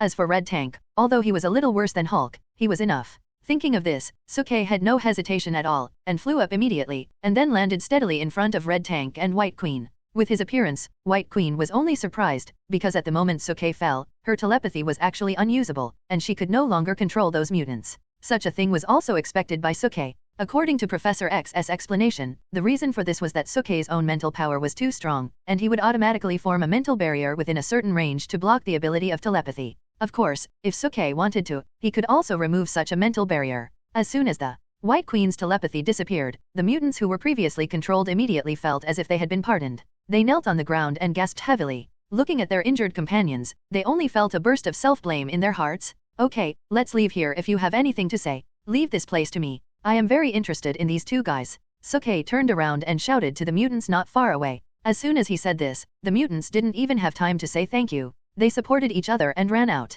Even Scott was taken away. Faced with all this, Red Tank ignored Suk, but turned to look at the White Queen behind him and said, Emma, what's going on? Why did you let them leave? The White Queen shook her head first, then looked at Suk in front of her and said, he blocked my telepathy. Be careful. We don't know his specific abilities yet. Huh? When Red Tank heard this, his huge head turned around and stared at Suk. As a super heavyweight mutant, Red Tank has always looked down on other mutants. Of course, he does have such strength. So he didn't listen carefully to what Suk said before, nor did he care at all. Even when looking at Suk now, there was only contempt in his eyes. In his opinion, as long as he wanted, he could kill the kid in front of him with just 1 finger. What? Being looked down upon? Sensing Red Tank's extremely contemptuous eyes echoing on him, Suk felt a burst of laughter in his heart. After all, this was his first real battle, so he thought he should be more serious. Red Tank, right? Nice to see you here, but I'm sorry because I might kill you today. If I kill you by accident, please don't take it too seriously. Suk said with a smile on his face, pretending to be very cool.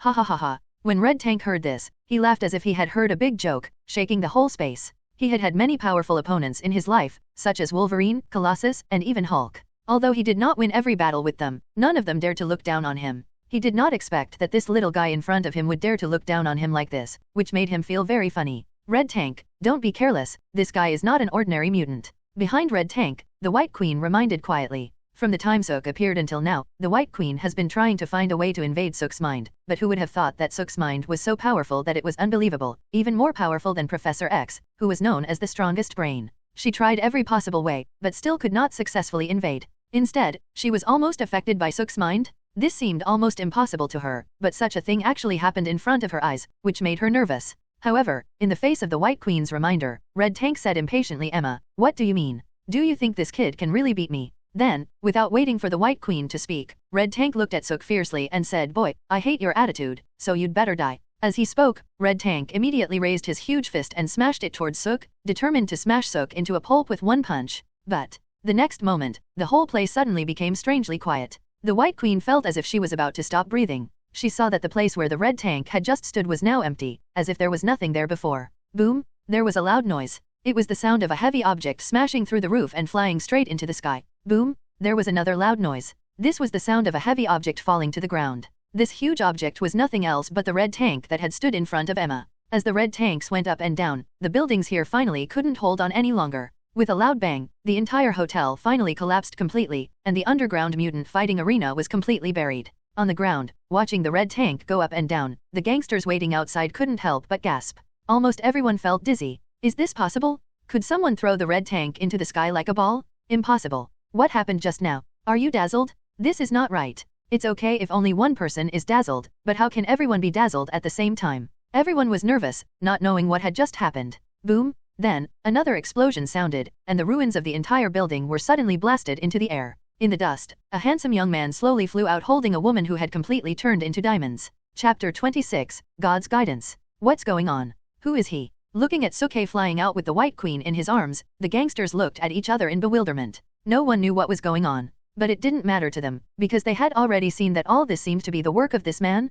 Kill him. Then, no one knew who shouted first. The gangsters immediately pointed their pistols at Sook. Sook's eyes were stern, and the domineering aura in his body instantly spread out from him to the surroundings, like a volcanic eruption. The next second, the gangsters suddenly fell to the ground with their necks tilted, without any resistance. And the White Queen Emma, who was held in Sook's arms, was naturally affected by the domineering aura. Although Sook had deliberately avoided her, she was still affected mentally, and even the diamond form could not be maintained. She instantly transformed into a human form. Logically speaking, Sook should not have saved Emma. After all, through what Emma did to other mutants just now, it was enough to show that she was indeed not a good person. But then again, in the original universe of the X-Men, although Emma was a bad person at first, it seemed it's not that bad, right? Moreover, in the comics and movies, Emma has always been an arrogant person. She even fought against humans with Magneto. How could she be willing to work for an ordinary human gang? This is really a bit wrong. Just when Sook was confused, Emma was deeply shocked. As a mutant, she naturally knew mutants very well, but the various powers that Sook had shown before were too powerful and too incredible.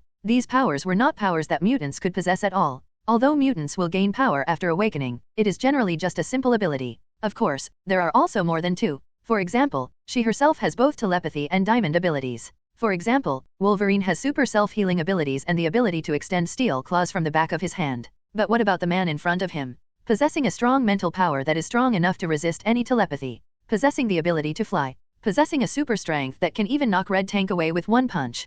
Possessing a super strong mental attack that even she can't describe. This is only the ability he has shown so far. As for what he hasn't shown, who knows how much more there is. Is this really an ability that mutants can have? Thinking of this, Emma murmured, no, it's not right, this is not right, your power, it's not a power that mutants can possess, so who are you? With a slight smile, Sook looked at Emma in his arms and said, obviously, I'm an alien. Although this was the truth, Sook said it with some sarcasm. However, when Emma heard this, her eyes became a little confused. After falling to the ground, Sook put Emma down in his arms, and then asked slowly, tell me, what is going on? Why do you want to help human gangs hurt mutants? Why do you want to make trouble in New York City? Seeing that all her abilities were useless in front of Sook, Emma didn't plan to escape, because it was obvious that she couldn't escape at all. Shaking her head gently, Emma said, you won't understand even if I tell you. Most people won't believe this kind of thing. Tell me what you think. I am not just an ordinary person. Sook said with a smile. After a short silence, Emma finally spoke again. The reason why Red Tank and I did this was not because of our own will, but because God's guidance.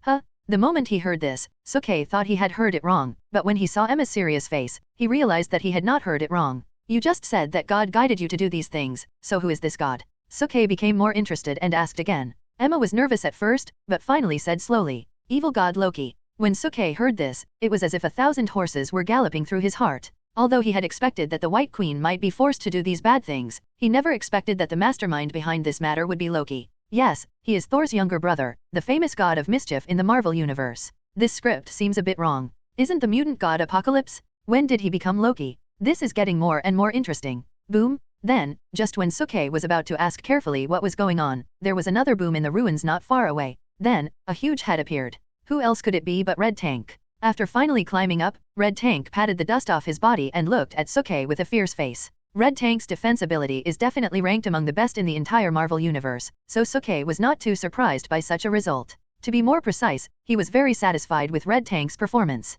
Because he originally planned to use Red Tank as a sandbag. It would be so boring if the sandbag was broken by a punch. Boy, you really pissed me off. I underestimated you just now, but now, I won't underestimate you anymore. Red Tank said, and quickly ran towards Suk. It was obvious that he was going to use his size and strength to give Suk a brutal collision. This move was also one of his special moves. When he used it, neither Thor nor the Hulk could stop him, but what surprised Hong Tank was that Suke didn't seem to want to fight him this time. He was about to rush in front of him, but he remained indifferent. What? Did he give up the resistance? Hong Tank thought with some surprise, but his steps did not stop at all. With every step he took, a huge deep pit would appear on the ground, and the ground around him would shake, like an earthquake. Just when Hong Tank was about to hit Suke, Hong Tank suddenly found that Suke's eyes seemed a little different. His eyes started to turn red, and it wasn't just any red. He looked like the kid they caught before whose eyes could release red shockwaves. Boom! In the next second, in front of Red Tank's unbelievable eyes, a red shockwave suddenly shot out from Suk's eyes and hit Red Tank directly. Red Tank was shocked. He didn't expect Suk to have such an ability. He had suffered a lot when capturing Cyclops before. Now he encountered this red shockwave again. He subconsciously wanted to dodge, but the distance was too close, and he was too big, so he couldn't dodge at all. Gritting his teeth, Red Tank could only cross his arms in front of him, ready to resist Suk's red shockwave attack. Suk had already roughly known his own strength in the previous simple strength test, so the strength test was no longer necessary. He wanted to try the ability to emit energy again. It happened that he had absorbed a lot of Cyclops' red shockwaves before, so he used them directly now. The red shockwave hit Red Tank. Although it did not damage his body, the high temperature contained in it still made Red Tank grimaced. In less than a moment, his arm was burned red like metal. Just when he was about to give up, Suke finally stopped. Oh shit. Red Tank waved his arm that was burned by the red shockwave, and his eyes became bloodshot. You know, he has never been so miserable since he gained the ability. Sure enough, this guy's defense is really strong. Even Cyclops' red shockwave can't damage his skin. Suke stopped emitting shockwaves from his eyes, and thought with a look of enlightenment, ignoring Emma who was already extremely surprised.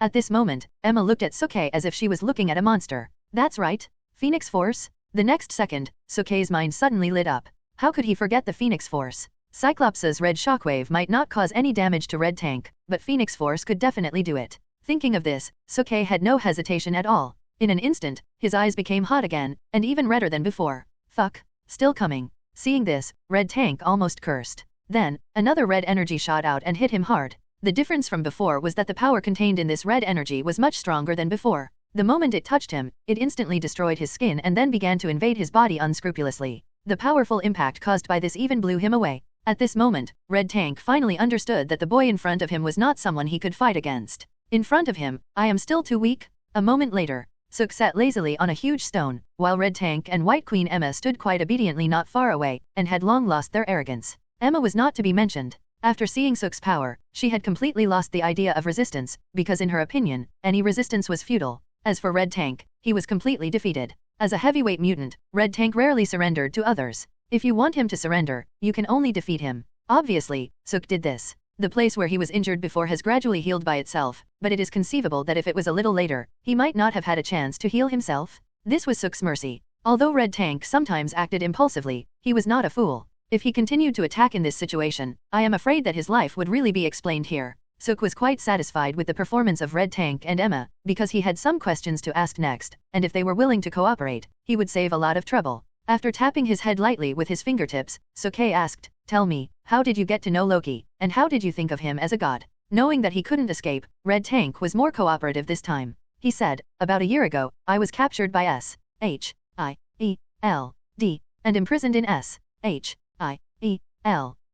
prison. Then Loki suddenly appeared. He claimed to be a god and asked me if I wanted to be free. I said yes, and then he said that there would be a price, and I had to do something for him. I didn't think much about it at the time, so I agreed to him directly, and then I kept following his instructions. I don't know why, but I couldn't disobey his orders." Suke was a little speechless, and he also realized that Red Tank should have been controlled by Loki. As one of the few magicians in the Marvel Universe, Loki was completely capable of doing such a thing, not to mention that Red Tank was a very easy to control guy. Although he wanted to ask Red Tank some more questions, he also knew that Red Tank was a muscular guy with a simple mind. He would not get any useful information if he asked more questions. He could only look at Emma again. "How about you? How did you get to know Loki?" It's similar to Red Tank. I was also captured and rescued by Loki. Since then, I have been working for him. He is my savior and a god. I will not go against his wishes, Emma said with her head down. It is obvious that Emma was also controlled by Loki. According to Suk's previous understanding, the timeline he is currently in should be before the Battle of New York. At this time, Captain America has just woken up from hibernation, Iron Man is still thinking about how to form the Avengers,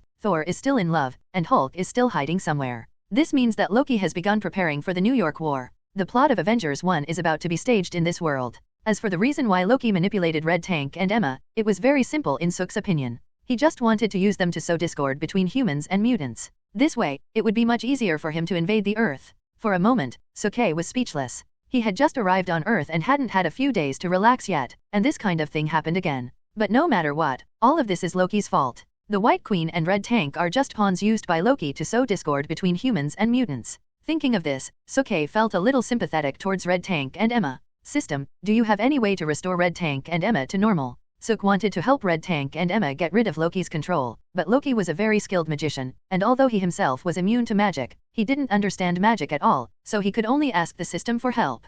Ding! Scanning, please wait. Ding! Scan successful. Loki is using advanced bewitching magic. The bewitched person will unconditionally obey all the orders of the caster and cannot disobey. It takes 1000 points to remove the magic. Are you sure? Are you sure? Suk said in his heart without any hesitation. He could still afford this amount of points. The next second, Suk felt that there were two more things in his hand. He looked down and found that they were two small bottles of magic water. Damn, it turns out that you have to take it orally to remove the magic? Suk was completely convinced. Here, these are 2 bottles of magic water, which can help you remove Loki's magic, and then you will be free again, Suk said, handing over the 2 bottles of magic water. Without any hesitation, Red Tank directly threw the magic water and the bottle into his mouth, chewed it for a while and swallowed it. Emma hesitated at first, but finally drank the magic water. Loki used advanced magic, and the magic cube was different from telepathy, so Red Tank and Emma had never noticed it, and just thought that they were really helping Loki out of gratitude. But as the magic water took effect, Red Tank was so angry that he couldn't hide it.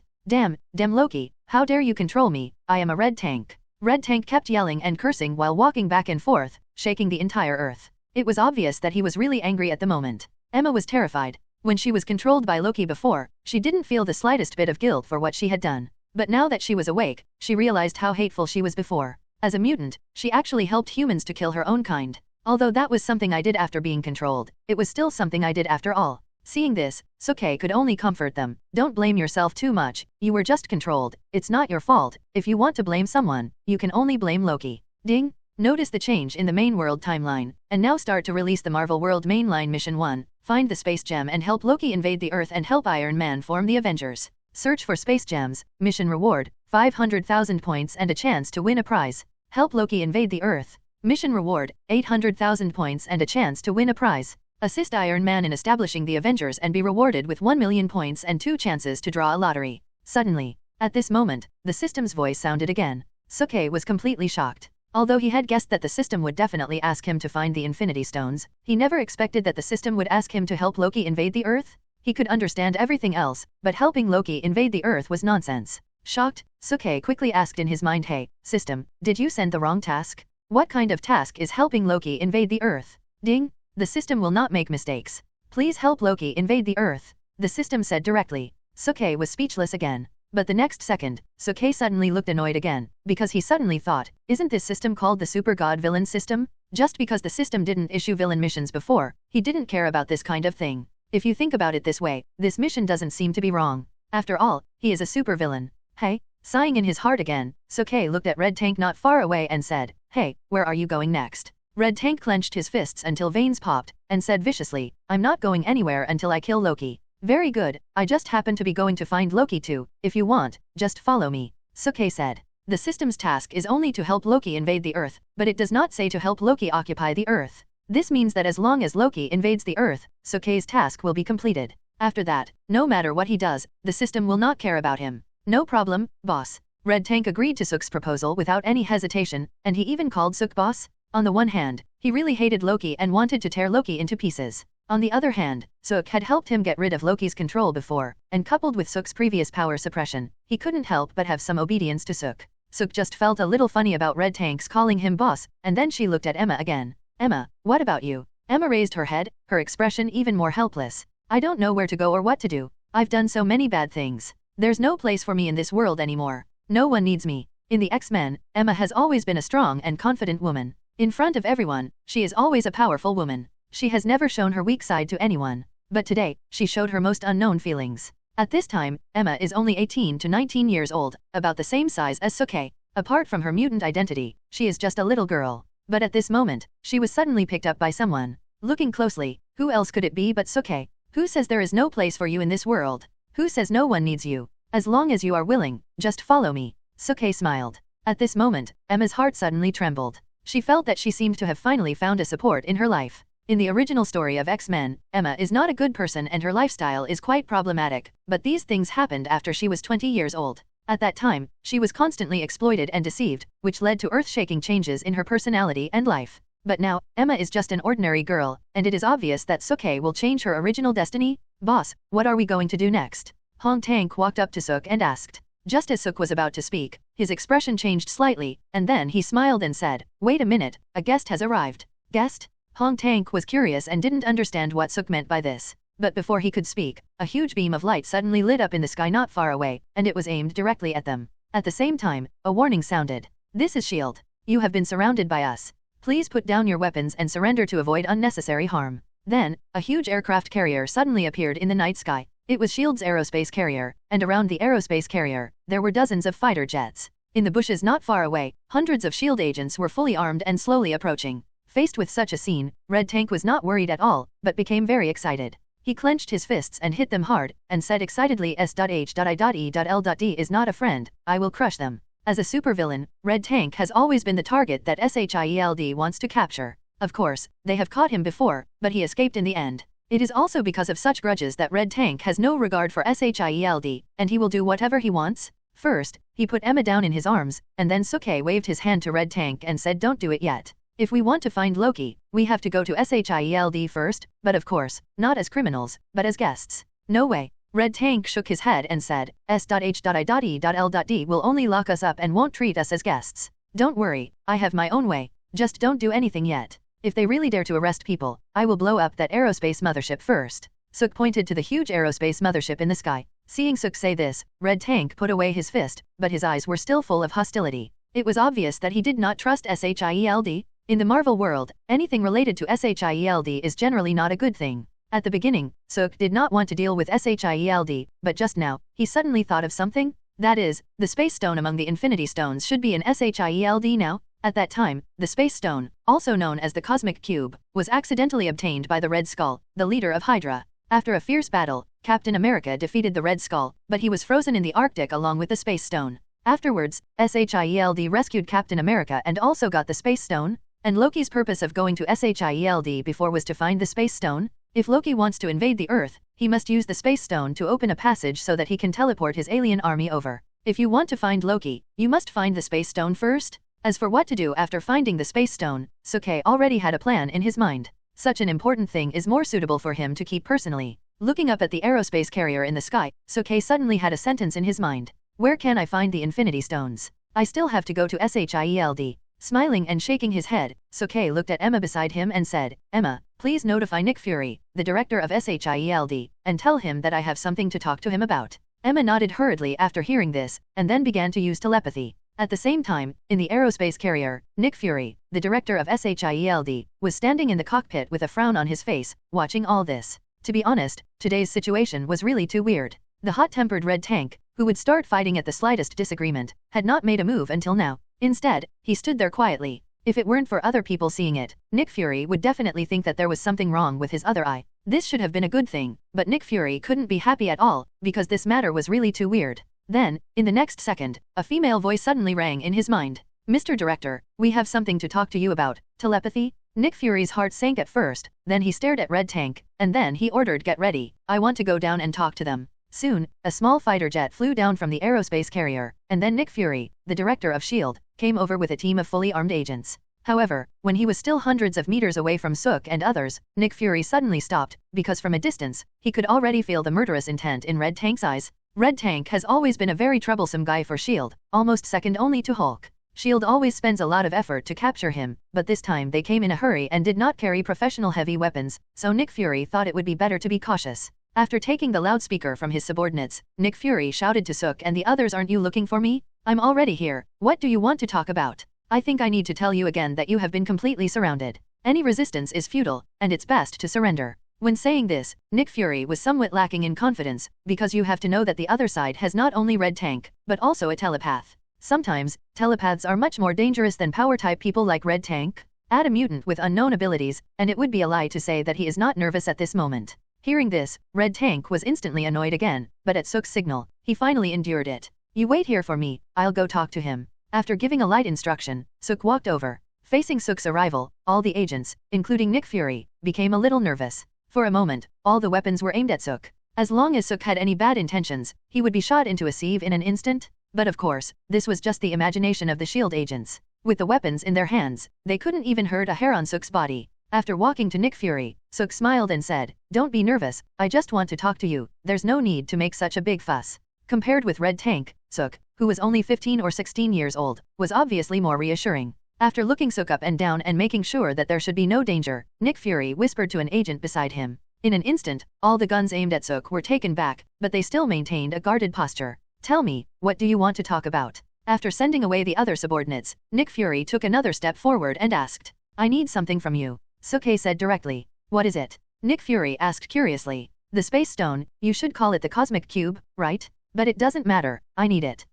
How do you know that the Cosmic Cube is in our hands?" Nick Fury said in surprise. "You know, the Cosmic Cube has always been the most important secret of SHIELD. Only the highest level agents know it, and no one else knows it. In this case, how did the young man in front of him know it?" Facing Nick Fury's surprise, Suk didn't care at all, and still said, "Don't worry about how I know it. I can only tell you that in the near future, the Earth will face an unprecedented war, and this war is something you have never encountered. The one that triggered this war is the Cosmic Cube. It does not belong to you humans, and it will only bring you disasters." Nick Fury was silent at first, but after a moment of hesitation, he suddenly laughed, and then said cunningly, "Sorry, although I don't know how you know this, you have no right to negotiate at all. Do it." As the word "do it" sounded, a drone hidden in the dark suddenly swung out 3 blue chains, which instantly caught the necks of Suk, Red Tank, and Emma. At the same time, hundreds of agents took up their weapons again. This is the latest mutant suppressor developed, which can be fired from a long distance. "I have to thank you. If you hadn't bought me precious time, I wouldn't have been able to catch you so easily," Nick Fury said with a smile.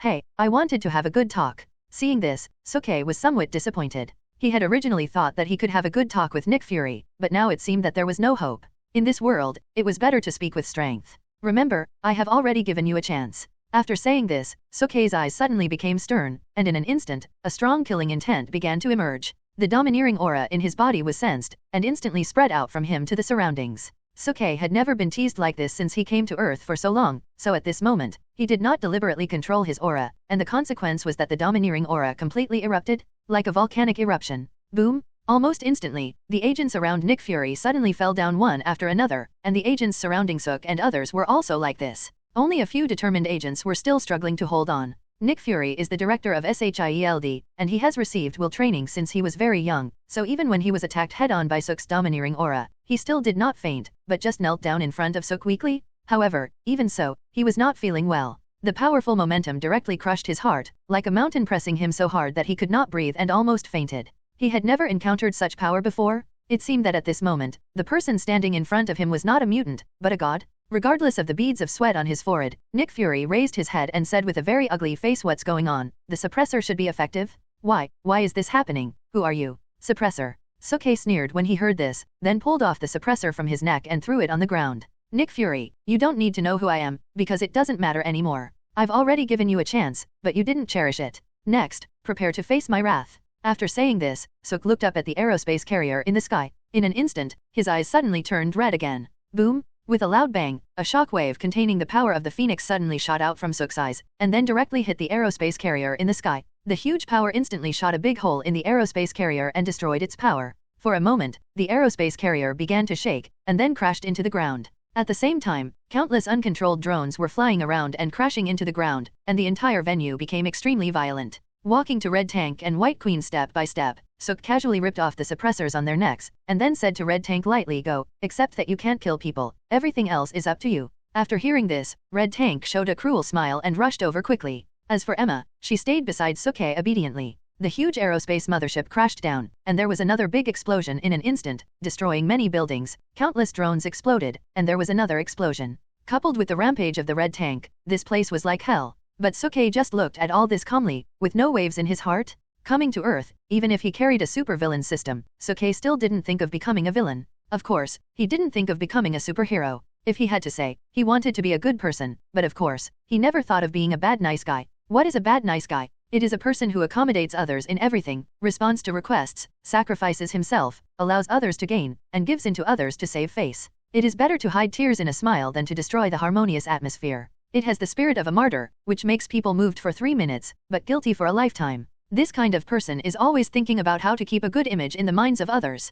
Therefore, sometimes he has to sail according to the wind, and sometimes even bends the upright to please others. To put it simply, this is also called a saint bitch. And Sook has never been a virgin. If Nick Fury had directly rejected Sook, then Sook would not have done anything. At most, he would have taken Red Tank and Emma away from here, and then find a way to get the Space Stone himself. But what? Nick Fury played a trick on Sook, and that was something Sook couldn't tolerate. As a Titan, Sook has the same pride as his brother Thanos. He does not allow any deception or betrayal. Anyone who dares to deceive or betray them will be hit the hardest by them. Even if he is defined as a villain by the world, Sook will not hesitate. Instead of being a virgin, he would rather be a villain. And Sook believes that after this lesson, Nick Fury should begin to reconsider his suggestion just now. On the other side, after knocking down all the remaining S.H.I.E.L.D. agents who could still stand, Red Tank came to the S.H.I.E.L.D.'s helicarrier again and smashed the prison where he was previously imprisoned. Then he pulled Nick Fury's leg and came to Sook with a relaxed look. "Boss, I listened to you. I didn't kill anyone," Red Tank said with a refreshed look after throwing Nick Fury in front of Suke.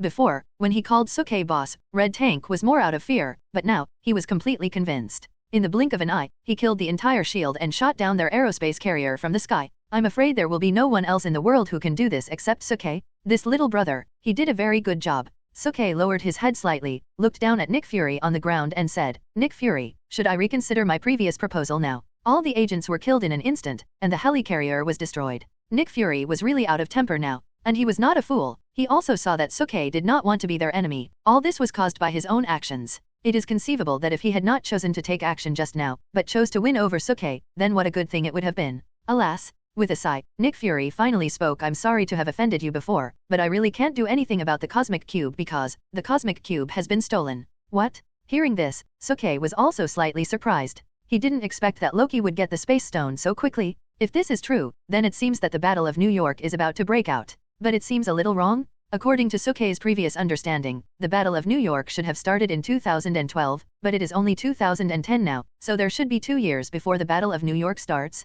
Besides, the Avengers has not been established yet, and it is even just an idea of Iron Man. If the Battle of New York really breaks out, how should it be fought? The more Suke thought about it, the more headache he felt, and he could only ask, "Then do you know where Loki is now?" "Loki? Who is Loki?" Nick Fury asked with a puzzled look on his face. Suke was a little speechless, thinking, "Damn it, you are still playing tricks on me at this time? It seems that you really can't be honest without a fight." Then, just when Suke was about to let Red Tank give Nick Fury a good beating again, Emma beside him whispered he didn't lie, he really doesn't know who Loki is. What? Suke was a little confused. Of course he believed Emma's words, but how could Nick Fury not know who Loki was? Unless Loki didn't steal the Space Stone. Thinking of this, Sook was surprised again, because he really didn't know who else besides Loki could steal the Space Stone from S.H.I.E.L.D. But it didn't matter if he didn't know, as long as someone knew. "Tell me, who stole the Space Stone from you?" Sook looked at Nick Fury again and asked. Nick Fury didn't say anything, but took out a metal object from his pocket and handed it to Sook, and then said, "It's this guy." After Sook saw the thing clearly, he felt a little unwell, because it was not something else, but a special throwing knife, and the shape of the throwing knife was exactly like a bat. "This is Batman's logo. WTF? Batman stole the Space Stone?" Sook was really a little drunk. What's the big deal about Batman stealing the Space Stone from S.H.I.E.L.D.? The Space Stone is not something from your DC family. How can you have no professional ethics at all? The world after the fusion of Marvel and DC is really painful. It seems that we have to go to Gotham City, the hometown of Batman. Someone is coming. When Suke was looking at the pain in his face, Emma suddenly whispered in Suke's ear. Soon, Tony and a plane dedicated to the X-Men landed. Hey, what the hell is going on? There's an earthquake and an explosion. What the hell is S.H.I.E.L.D. doing? Nick Fury, what are you doing? Shit. What happened to you? Tony said in surprise as he looked around. He originally thought that all this was done by S.H.I.E.L.D., but when he saw Nick Fury's appearance, he realized that it didn't seem to be the case. On the other side, Wolverine and Jean also walked down from the plane. After looking around at the miserable situation, Wolverine looked at Jean helplessly and said, "I'll make a bet with you." Sook must have done all this. But at this time, Jean was too lazy to pay attention to Wolverine. She quickly came to Sook and asked with a worried look on her face, "How is it? Are you hurt?" Gently stroking Jean's cheek, Sook smiled and said, "Don't worry, I'm fine." Then, Tony, Wolverine and Jean found Red Tank and Emma next to Sook. Swish! Without saying anything, Wolverine stretched out a pair of steel claws, and Tony also entered a state of alert. Seeing this, Red Tank raised his fist again, ready to attack at any time. As for Emma, she looked at Jean who was staying beside Sook with a dazed look on her face, and no one knew what she was thinking. In general, the atmosphere suddenly became tense again. "Don't do it." Seeing this, Sook hurriedly spoke out to stop them, saying Red Tank and White Queen were controlled by someone, so they did what they did before, but now everything is fine, they won't do bad things again. Really? Then what's going on here? Tony turned his head and looked around. "This, I can explain." Before Sook could speak, Nick Fury, the director of SHIELD, suddenly stood up not far away and said to Tony, "It was just a misunderstanding, but it's okay now." Tony looked around speechlessly, unable to imagine what kind of misunderstanding could lead to the annihilation of S.H.I.E.L.D. However, at this time, Nick Fury was too lazy to explain anything to Tony, and instead came back to Sook. "So, you are not a mutant, right?" Nick Fury pointed to the broken mutant suppressor on the ground and said. Sook nodded slightly, admitting this. After all, Nick Fury is not a fool, and this kind of thing will definitely not be hidden from him. Half a month ago, a lifeboat from outer space landed on the mutant school. If I'm not mistaken, it was you. Nick Fury asked again, looking serious. "Is this important?" Sook smiled and said. "It was important before, but now, it's not important anymore." Nick Fury said slowly, his tone suddenly became relaxed. Although Sook did not directly admit his identity as an alien, Nick Fury had already got the answer he wanted. Although the loss of SHIELD today was tragic, it was not completely worthless. At least Nick Fury could be sure that Sook should not be a threat to the Earth, otherwise they would have died long ago. After all, in front of Sook, they had no chance of winning. After a simple packing, everyone followed Tony back to Stark Tower, except for Nick Fury, of course, because he had more important things to do now. Along the way, Wolverine and Red Tank were always in a state of incompatibility, which made Sook a little speechless, but there was no trouble after all. After returning to Stark Tower, Red Tank and Emma were simply settled, and Sook came to a conference room in Stark Tower where Tony, Wolverine, and Jean had already been waiting here. The most conspicuous place is the holographic image of Professor X. "Professor," Sook greeted him. Professor X forced a smile, because he had learned from Wolverine what happened before. Although Nick Fury had always emphasized that this was just a misunderstanding, how could such a thing be hidden from Professor X? The matter of Red Tank and White Queen has been resolved, and all the mutants in the mutant fighting arena have been rescued. We can go back tomorrow, but Professor, what should we do with Red Tank? It's a bit too dangerous to bring this guy to school, isn't it? And I don't know what's wrong with this guy, now he only obeys Sook's orders. Wolverine said to Professor X with a speechless face. Professor X was silent for a while, and then he said, "Let me think about this matter first. Sook, do you have anything to say?" As he spoke, Professor X looked at Sook again. He nodded gently at first, and then Sook said, "Professor, I'm afraid I can't go back for the time being. I have to go to Gotham City. Someone stole an important thing from S.H.I.E.L.D., and I have to find it back." About this matter, Professor X also had a general understanding after talking to Nick Fury just now. Although he didn't know what the so-called Space Stone was, there was no doubt that it must be something extraordinary that Nick Fury and Sook valued so much.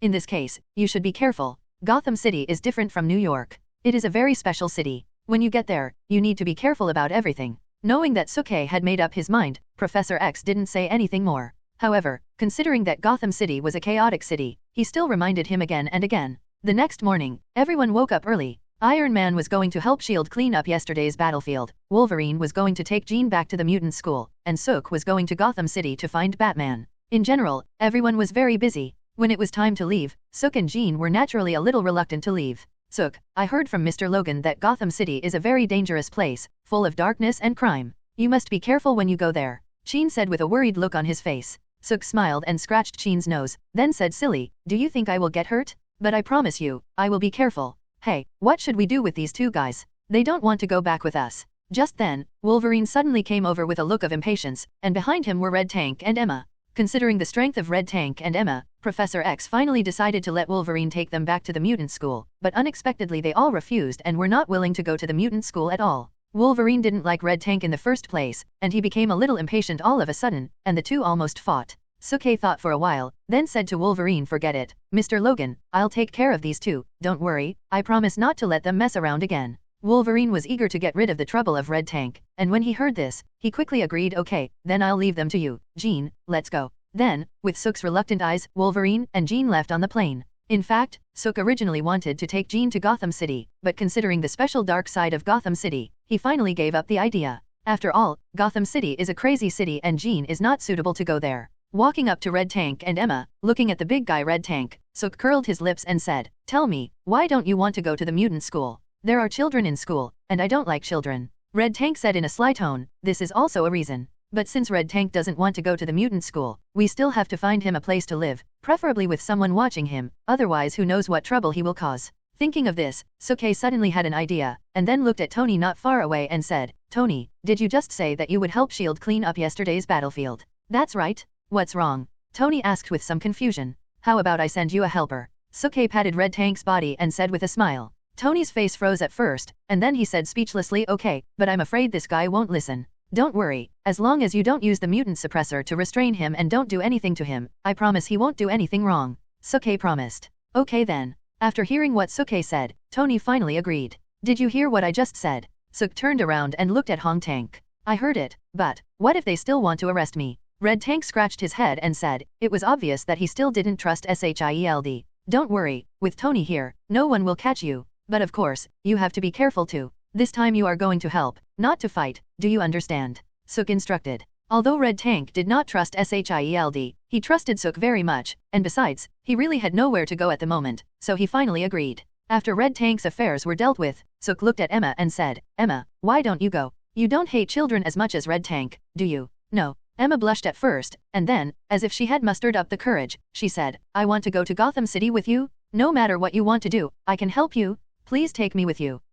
It must be said that Emma's request was really beyond Sookie's expectations. Looking at Emma's serious face, Sookie couldn't refuse for a moment. But thinking about it carefully, it seems that taking Emma with him is also a good idea. After all, she is also a telepath who can help him get any information he wants. Of course, the most important thing is that Emma is also a beauty, and a goddess-level beauty. If, cough cough cough. Realizing that he had been thinking in the wrong direction, Sookie coughed a few times, then nodded and said, "Okay, then you can go with me." Hearing this, Emma finally laughed. New York City is a long way from Gotham City. Because he had to take Emma with him, it was not easy for Sookie to fly there directly. Besides, it would be a bit too conspicuous. Fortunately, Tony, a local tyrant, was there. Without Sookie saying anything, Tony waved his hand and a helicopter landed on the top floor of Stark Building. "Let's go." After greeting Emma, Sookie got on the helicopter with Emma. The helicopter flew through the sky, and soon, the Stark Building could no longer be seen. "That, if you don't mind, I have something to ask you." In the helicopter, Emma hesitated again, and finally spoke. Sook retracted his gaze to the window, nodded and said, "Ask. There is no need to be so restrained with me, I won't eat you." While speaking, Sook couldn't help but look at Emma again. Seeing Emma's tall and sexy figure, he suddenly felt that eating Amy was the right choice. But Emma didn't notice Sookie's strange look. Then, she asked in a low voice, "You are not a mutant, right?" Sookie smiled and said, "No." "Then who are you?" Emma suddenly became expectant. First she pointed to the sky, then Sook said, "I come from the distant Saturn Titan. Because my planet was destroyed, I came to Earth." Sure enough, when Emma heard this, she was not shocked at all. Instead, she completely relaxed and breathed a long sigh of relief. When she saw the various powers displayed by Sook yesterday, she had guessed that Sook might be an alien, because mutants simply could not have such powerful powers. But this was just a guess of hers at the time and had not been confirmed. Now that she heard Sook say it himself, she was completely relaxed. But then again, for her, what is the difference between humans, mutants, or aliens? When Sook said last night that he needed her and wanted to give her a place to stay, she had already sworn in her heart that she would follow him all her life. But, thinking of the intimate behavior between Sookie and the red-haired girl in the morning, Emma felt aggrieved, because she was no worse than that girl. "You too, I'm sorry that I can only take you here. Gotham City is too chaotic, and they don't welcome outsiders. I can't go in anymore." At this moment, the pilot suddenly shouted at Sook. Sook nodded and found that he had come to Gotham City without knowing when. Sook didn't say anything about the pilot's words, because he knew in his heart that Gotham City was indeed a chaotic city. Then, the helicopter began to land. At the same time, a riot was breaking out in the Blackgate prison in Gotham City. "Damn it, hurry up, those guards are about to come. If you weren't the only one who could make the bomb, I would have killed you. Can you guys just be quiet for a while? You're making so much noise that I can't work. This thing is a bomb, do you want to die?" In Blackgate prison, several criminals in prison uniforms were fiddling with something in front of an iron door, and from time to time, a burst of shouting and cursing could be heard. "Okay, get out of the way," someone shouted, and the prisoners surrounding the iron gate immediately got out of the way and moved away from the iron gate. Then, boom, a huge explosion sounded, and the huge iron gate was blown away. Relying on some materials from the infirmary, the talents of Blackgate Prison easily made a chemical bomb, which blew open the prison gate. Brothers, prison break. A shout rang out, and the entire Iron Gate prison suddenly became completely boiling. Soon, the iron doors were opened one after another, and all the prisoners rushed out. The prison guards of Blackgate Prison hadn't figured out what was going on before they saw a large group of prisoners pouring out of the corridor. They were so scared that they quickly pulled out their pistols. But before they could shoot, they were knocked to the ground by those crazy criminals. The criminals took the prison keys from the prison guards and began to release more prisoners. Brothers, we are free. Damn it, I'm going to take revenge and kill those bastards who framed me. Gotham City belongs to us, it's our city. The criminals in Gotham City are all vicious villains without exception, and the worst of them are imprisoned in Blackgate Prison and Arkham Asylum. It can be said that the prisoners in Blackgate Prison and Arkham Asylum are the best among the bad guys in Gotham City. For example, the Joker, the Penguin, Bane, etc. Any one of these guys could turn Gotham City upside down. When Sook and Emma officially entered Gotham City, they saw only chaos. Gunshots, cries, roars, and begging for mercy kept ringing in their ears. Prisoners wearing prison uniforms with weapons could be seen everywhere on the streets. The prisoners rushed into other people's homes, robbed them wantonly, and threw the owners out like wild dogs. No one dared to resist, because anyone who dared to resist would face the risk of being shot. It is indeed a Gotham City with simple folk customs. Walking on this street, Sookie couldn't help but sigh. This is not a city at all. It's basically a hell. Probably only dark heroes like Batman can adapt to such a place. If it were Superman or Iron Man, they would be driven crazy in minutes. The people of Gotham are famous for their tough folk customs throughout the DC. The bad guys here do almost all kinds of bad things. Even when Darkseid, the biggest villain of DC, led his army of demons to invade the Earth, and the humans in other cities completely gave up resistance, these bad guys in Gotham City directly fought with the army of demons? This is unique in the entire DC, and even in the Marvel Universe. But, this is the real Gotham City? Looking at the chaos in front of her, Emma felt very uncomfortable. She whispered in Sookie's ear, "Do you want to help them?" "No need." Sookie waved his hand and said, "This kind of thing happens almost every day in Gotham City. It's impossible to control it, and Gotham City has always been protected by someone, so let's not interfere. It's not that Sookie is cruel, but along the way, such things can be seen basically everywhere. If it is really controlled, who knows when it will end? Besides, these things should be the work of the Gotham City Police Department and Batman, and he doesn't need to interfere. You know, as the Dark Knight of Gotham City, Batman has always been very concerned about others interfering in the affairs of Gotham City. He doesn't need to do such a thankless thing. The most important thing for him right now is to find Batman and get back the Space Gem. As for other things, who cares about him? Hey, I didn't expect that there is such a beautiful girl here. Beautiful girl, it's very dangerous here. Do you want me to protect you? I promise I will be gentle." Suddenly, at this moment, a fat middle-aged fat man in prison uniform suddenly stopped in front of Sookie and Emma, drooling at Emma. "Bastard! I saw this woman first, go to hell." Bang! Before Sookie and Emma could say anything, an angry voice suddenly rang out from the side, followed by a burst of gunfire. The fat man was instantly shot in the head and fell to the ground helplessly. "Damn fat man, you dare to steal my woman, you must be tired of living." A thin man rushed forward, yelling and kicking the fat man a few times. Then, he looked at Emma with ill intention and said, "Don't be afraid, beauty, this fat man has been killed by me. How can a beauty like you be with such a fat man? You should be with me." The thin man who spoke was very thin, but his eyes were very prominent, just like a human-shaped toad. Emma almost vomited after just one look. Sookie was speechless. He patted Emma on the back and said, "There is no way. Gotham City is such a chaotic city. There are scum like this everywhere in this city. Bastards? You bastard, how dare you call me a bastard?" When the toad heard this, he became very angry. Then he raised his gun and pointed it at Sookie. "Boy, you look like a rich man from the way you dress, so this woman should be yours, right? But I always hate rich people like you the most. I'm going to kill you and then take your woman away."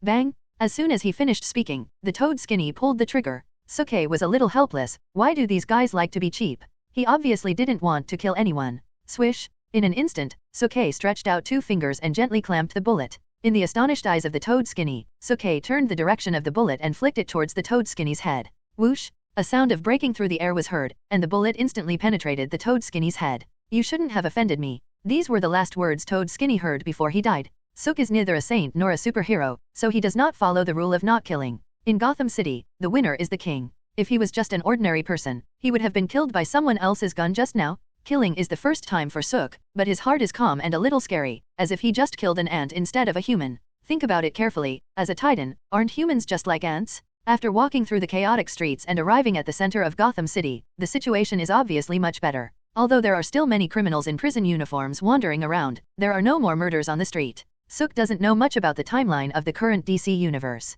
Before looking for Batman, he thinks he'd better understand this world first. As a person in the world after the fusion of Marvel and DC, Emma naturally knows about this world. After arriving at a restaurant and ordering some food casually, Emma began to tell Suk about the recent situation of the city. After listening to what Emma said, Suk just felt a headache, because he found that the situation in Gotham City seemed to be much more troublesome than he thought. And the current timeline should be after Man of Steel and before Batman vs Superman. Why do you say that? Because according to Emma, the Kryptonians invaded the Earth last year, causing incalculable losses and many lives. Although they were defeated by Superman in the end, the shadow left by the Kryptonians is still there. It is worth mentioning that Gotham City seems to have been involved in the battle of the Kryptonians. Wayne Enterprises, the largest company in Gotham City, was destroyed because of the Battle of the Kryptonians, which directly led to the deaths of hundreds of people. So, Batman is going to fight Superman soon, Suk-hye said thoughtfully while gently stirring the coffee in front of him. He didn't expect that he would encounter such a surprising thing as soon as he arrived in Gotham City. Superman vs. Batman, this is a crucial event in the DC universe. In this event, Batman defeated and even almost killed Superman, who was worshipped as a god by a few humans, with human strength and wisdom. If Superman is the representative of light, then Batman is the incarnation hidden in the darkness of Gotham City. He is the Dark Knight in Gotham City and even the entire DC universe. This is a duel between light and darkness. This is a duel between man and God. And man will eventually defeat God. If you think about it carefully, it really makes people look forward to it. Ding!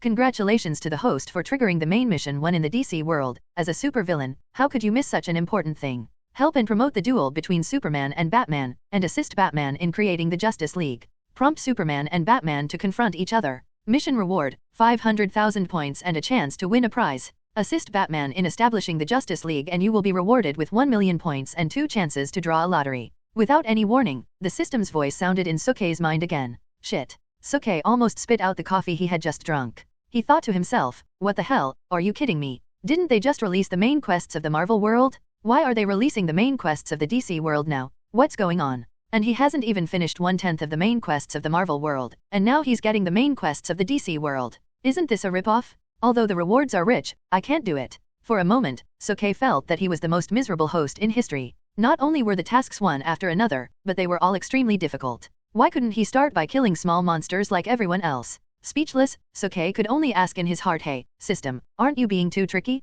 I haven't even completed one of the 3 tasks about the Marvel world that I was given before, and you've given me 2 more tasks at once. I'm really stressed out by you. It's normal to feel pressure. As a villain, it's normal to feel pressure. The mission cannot be changed or reduced. Please complete it as soon as possible. The system replied. It's really a ripoff. After a while of complaining, Suk-hye could only accept this fact, but fortunately the system was kind enough to not limit the time to complete the task. In addition, the timeline of this world was a bit chaotic because of the fusion of the Marvel and DC worlds, so Suk-hye had absolutely enough time to complete the task. Moreover, Loki needed the Space Stone to invade the Earth. As long as Suk-hye mastered the Space Stone, the progress of the Marvel world's timeline could almost be said to be completely controlled by Suk-hye. In this regard, the system was not too bad. However, since Suk-hye has come to Gotham City now, it is still necessary to do the Gotham City mission first. If Suk-hye remembers correctly, Batman established the Justice League after Superman fought Batman, so helping Batman establish the Justice League can be discussed later. The most important thing now is to promote the battle between Superman and Batman.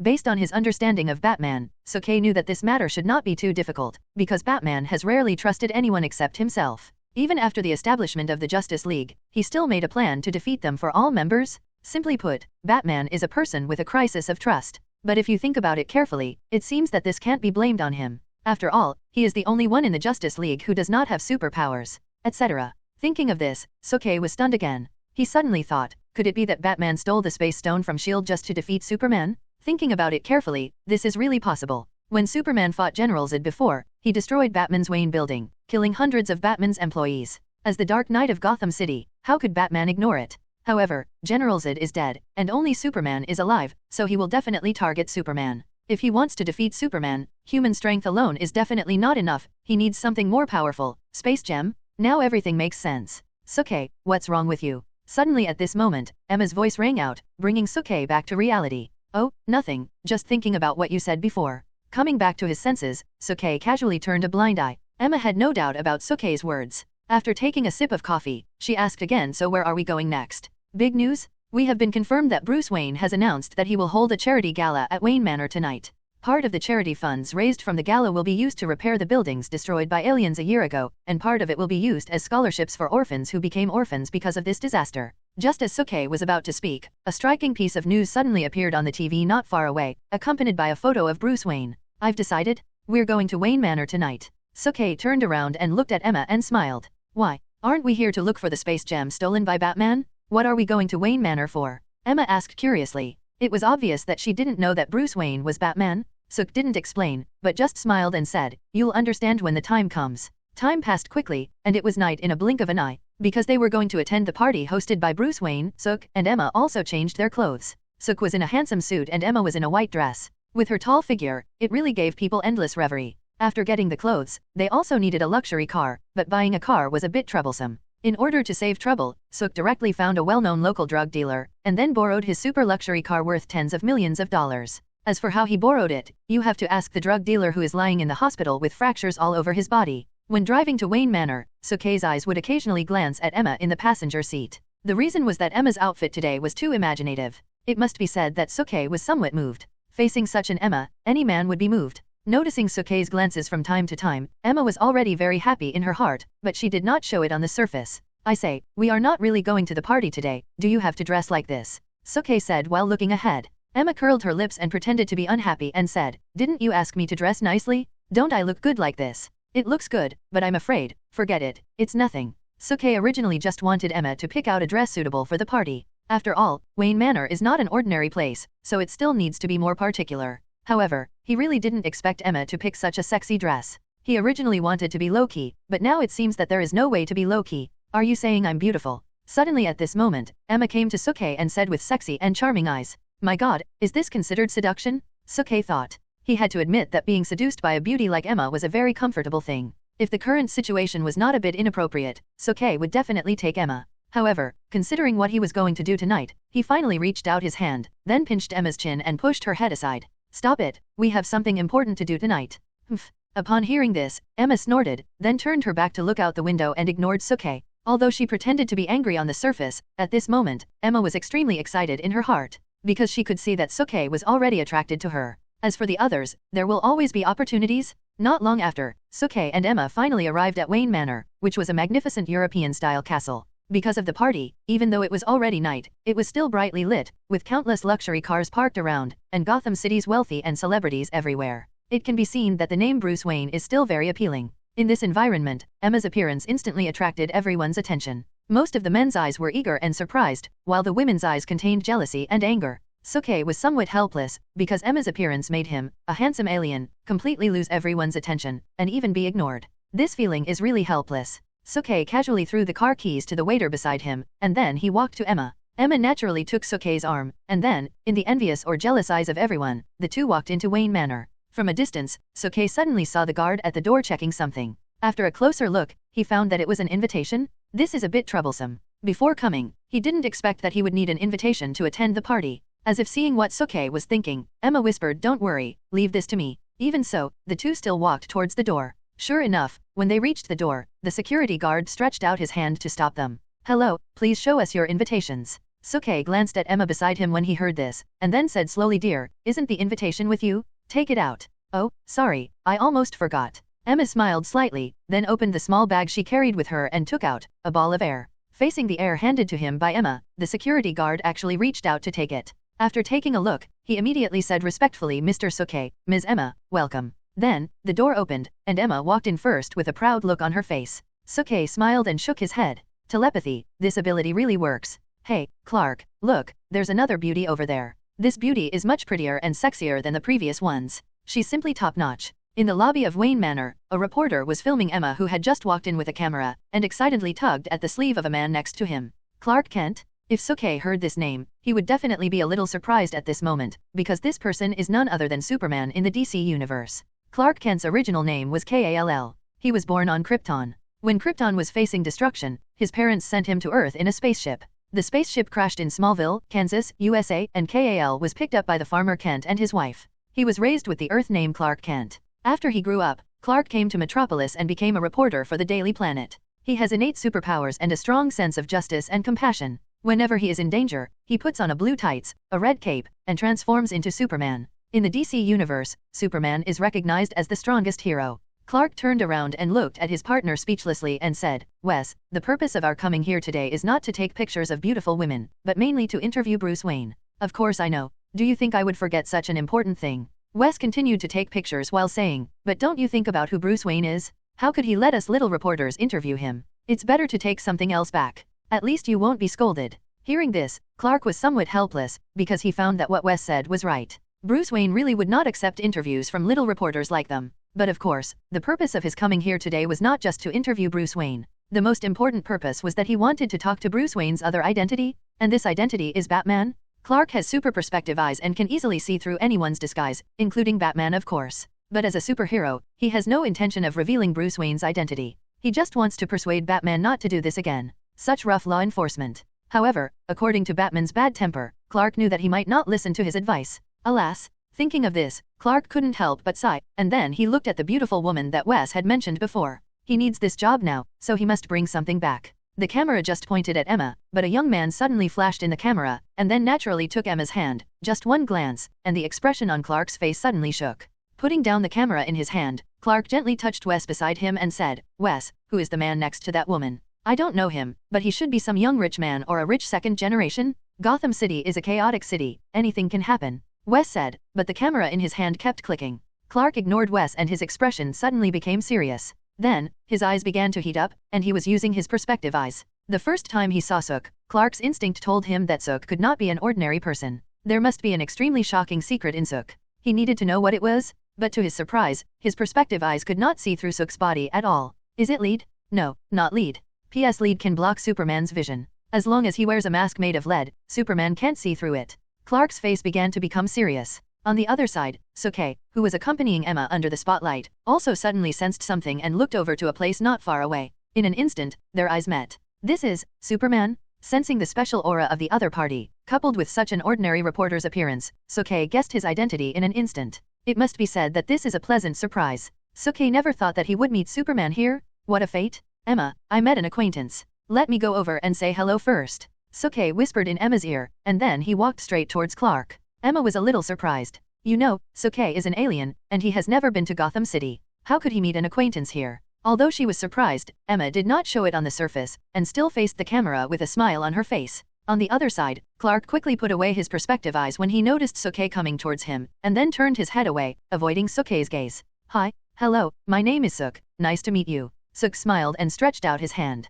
Seeing that he couldn't avoid it, and he was also very curious about Sook, Clark also smiled, then put down the camera in his hand, stretched out his hand and said, "Hello, Clark Kent." Sure enough, this guy is Superman. Then, the two hands were held together. Because he knew that Clark in front of him was the strongest hero Superman of DC, and Sook really wanted to know Superman's power, Sook didn't control his strength at all when shaking hands. In an instant, Clark felt the superpower from Sook, which was a power that was almost as strong as his own. Sure enough, he was not an ordinary person, and it was very likely that he had guessed his identity. Surprised in his heart, Clark couldn't help but use his superpower in his hands. For a while, the two of them competed secretly, and their grip strength had reached 100,000 tons. And such power can easily shatter an asteroid? You are quite strong, Sook said with a smile, but he was very excited in his heart. After all, it is not always possible to compete with Superman in strength. You are not bad either, Clark said with a smile, but he was extremely shocked in his heart. He subconsciously thought that Sook should be of the same kind as himself, but then he instantly denied this idea, because Sook did not have the aura of his own people at all.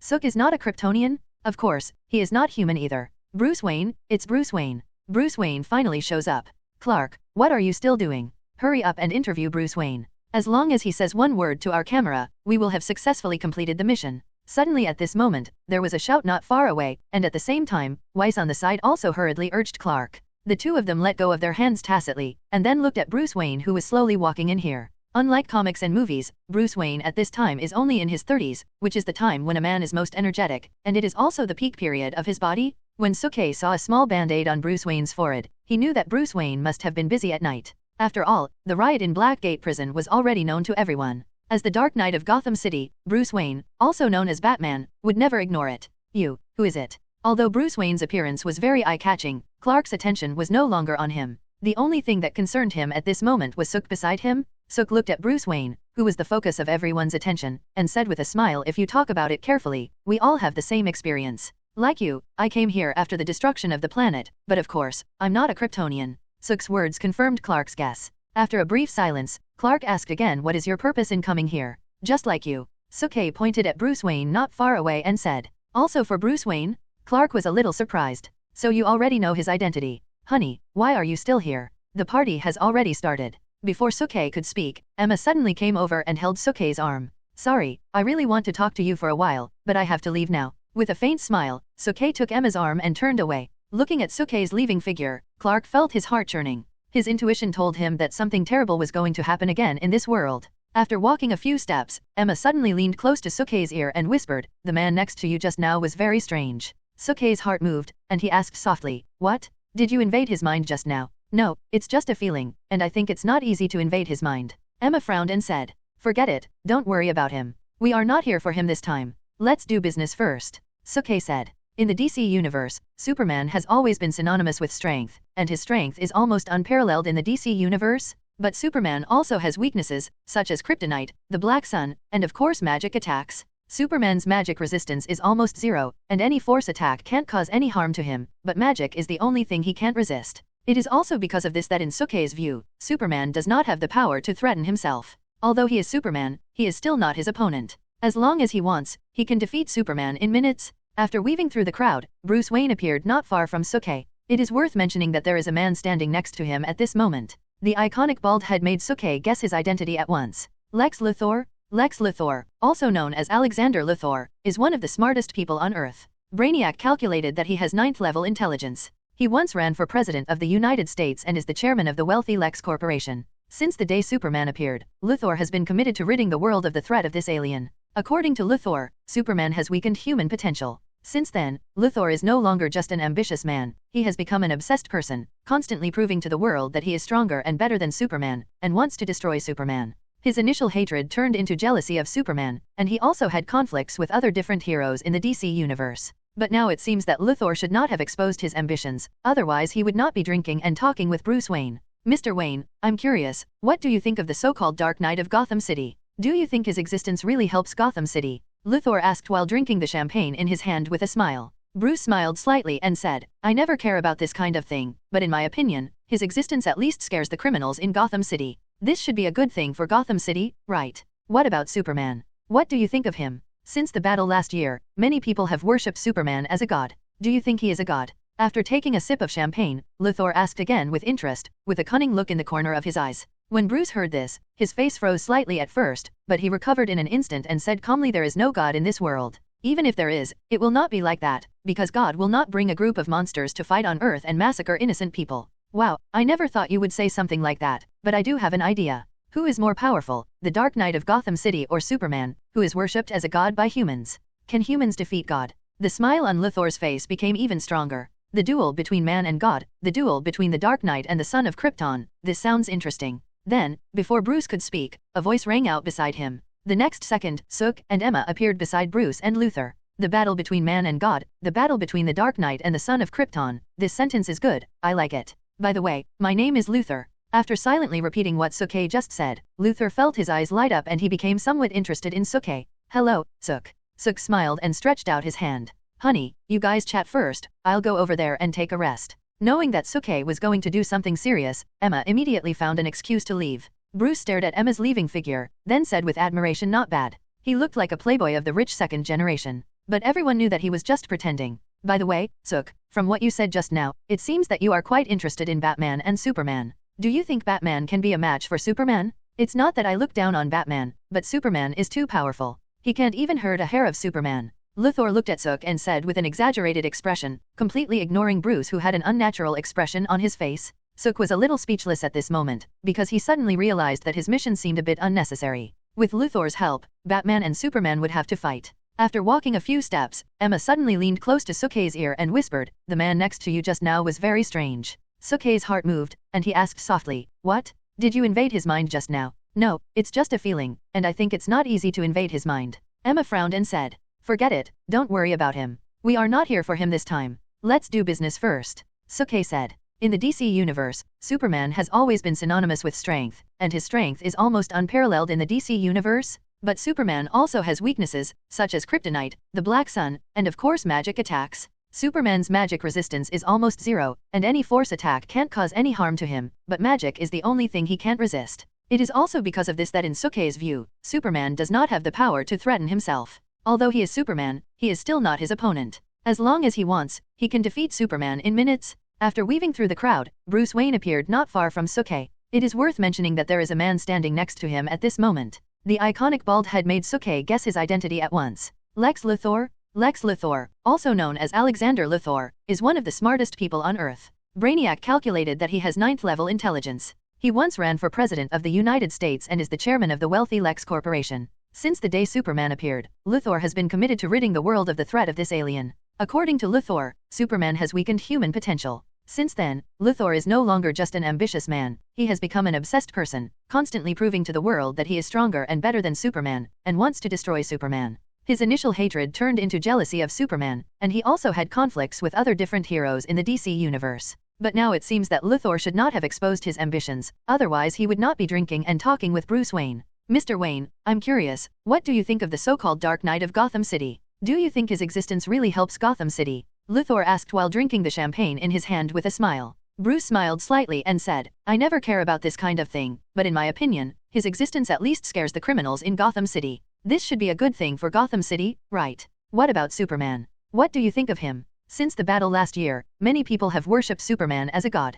Do you think he is a god? After taking a sip of champagne, Luthor asked again with interest, with a cunning look in the corner of his eyes. When Bruce heard this, his face froze slightly at first, but he recovered in an instant and said calmly, there is no god in this world. Even if there is, it will not be like that, because God will not bring a group of monsters to fight on Earth and massacre innocent people. Wow, I never thought you would say something like that, but I do have an idea. Who is more powerful, the Dark Knight of Gotham City or Superman, who is worshipped as a god by humans? Can humans defeat God? The smile on Luthor's face became even stronger. The duel between man and God, the duel between the Dark Knight and the son of Krypton, this sounds interesting. Then, before Bruce could speak, a voice rang out beside him. The next second, Sook and Emma appeared beside Bruce and Luthor. The battle between man and God, the battle between the Dark Knight and the son of Krypton, this sentence is good, I like it. By the way, my name is Luthor. After silently repeating what Suke just said, Luthor felt his eyes light up and he became somewhat interested in Suke. Hello, Sook. Sook smiled and stretched out his hand. Honey, you guys chat first, I'll go over there and take a rest.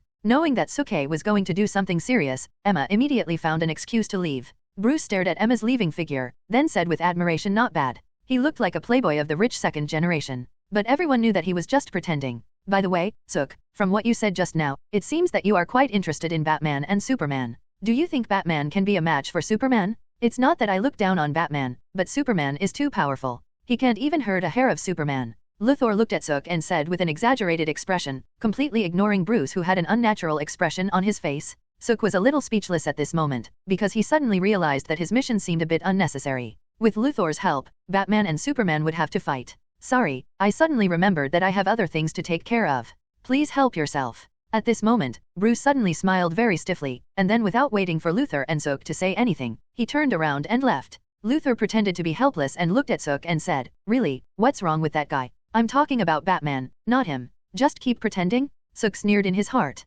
Luthor was really too insidious. He knew that Bruce was Batman, but he was still pretending to be ignorant. Etc. I think I found another amazing guy. I didn't expect to see him here. The next second, Luthor's eyes suddenly lit up, and without saying a word, he walked towards Clark not far away. Obviously, he was going to provoke Clark, but his departure was a good thing for Sook, because Sook really couldn't stand a villain like Luthor, even though he was very smart. After sitting down next to Emma and taking a sip of champagne, Sook asked, how is it? What did you find out? Emma was a smart woman, and she knew that Sook would not just find someone to chat with for no reason, so she had already started to use telepathy to check Bruce and Luthor. I never thought that Bruce Wayne, the Prince of Gotham and the heir of Wayne Enterprises, would be Batman. Emma said in surprise, as if she couldn't accept it. If you are shocked by this, it is too early. Suke smiled and said, do you remember the reporter who just chatted with me? Remember? What's wrong? Emma asked curiously. Like Batman, he also has another identity. He is Superman, the son of Krypton. What? Emma was a little surprised when she heard this, but then she thought of something and suddenly realized, no wonder my telepathy has no effect on him. Gotham City is much more lively than I thought. If I'm not mistaken, there will definitely be a fight between Batman and Superman. After finishing the champagne in the glass, Suke said again, is this possible? No matter how strong Batman is, he is just a human being, while Superman is a powerful alien. The power between them is not equal at all, and there is no way they can fight. Emma said with some disbelief. Seeing this, Suke didn't want to explain anything anymore, because not only Emma, almost everyone who heard about this would not believe that Batman would defeat Superman. But the final result will prove everything. Man can defeat God. Standing up again and tidying up his clothes, Suke said again, where did Bruce go when he left just now? It seems to be a place called the Batcave, which is located under Wayne Manor. Emma said in a low voice. Very good, I will go talk to him now, you wait here for me. After saying this, Suke turned and left. With super speed, Suke quietly came to a bedroom in Wayne Manor. The bedroom was empty, with only a bonfire burning in the fireplace. I don't know if the switch to the Batcave is here, and whether it is the same as in the movie. According to the descriptions in the Batman movies he had seen in his previous life, Suk found a button on the cabinet beside him and pressed it gently. Then, the still burning fireplace suddenly rose up, and then an elevator appeared in front of Suk. Very good. It is exactly the same as in the movie? With a slight smile, Suk raised his leg and walked in. Originally, with Suk's ability, it would not be so troublesome to go to the Batcave. He could just punch open a passage. However, considering that this is Batman's secret base, he finally decided to use peaceful means to solve the matter. If Batman is unwilling to hand over the space gem, then there is no way, Suk can only use force. As long as he wants it, he will get it. Anyone who dares to stand in front of him will become his enemy? Thinking of this, Suk suddenly felt happy again. He seems to be more and more like a villain. At the same time, in the Batcave, Bruce was meditating in front of an open safe. Inside the safe was the space stone that had been stolen from S.H.I.E.L.D. Suk was right, Batman did want to use the space stone to deal with Superman. Last year, General Zod and the remaining Kryptonians invaded the Earth and destroyed half of the buildings in Gotham City. Even in the battle between Superman and General Zod, the Wayne building was destroyed, which directly led to the death of hundreds of his employees. Although this was not his responsibility, he still fell into deep self-blame for it. General Zod was dead, and he could not hold a dead man responsible, but he absolutely could not tolerate that Superman, who had done all this to Gotham City, was still worshipped as a superhero or even a god. In his opinion, Superman was not a god, but a devil who fell from the sky and brought disaster to the earth. He wanted to kill the devil, but he could not do such a thing with human power alone. He needed to rely on other powers, and then he stole the space stone. However, it is true that he got the space stone, but he had no idea how to use it, and the space stone could not be touched directly. He once did an experiment with a mouse, and the mouse was decomposed in an instant. He just got something that he could not use. Thinking back to what Luthor had said before, Batman felt powerless. Is it true that humans cannot defeat God? You can't tell for sure. Suddenly, at this moment, a voice suddenly sounded in the darkness not far away, making Batman feel like he was facing a formidable enemy. Who is it? Batman shouted, then picked up the bat knife on the table and threw it over. Hey, Bruce, you are really a forgetful person. Didn't we just meet? Is it necessary to greet each other like this? This suit is very expensive. In the darkness, Suke walked out slowly, holding the bat knife thrown by Batman before. It's you? Bruce was a little surprised. He didn't expect to see Suk here. But then he thought of something and said with a cold look, who are you and how do you know this place? Don't be nervous. Suke smiled first, then casually pulled over a stool and sat down, looking at Bruce with a playful look on his face and said, first of all, I want to ask, should I call you Bruce Wayne or Batman now? Sure enough, this man not only knows his secret base, he also knows that he is Batman.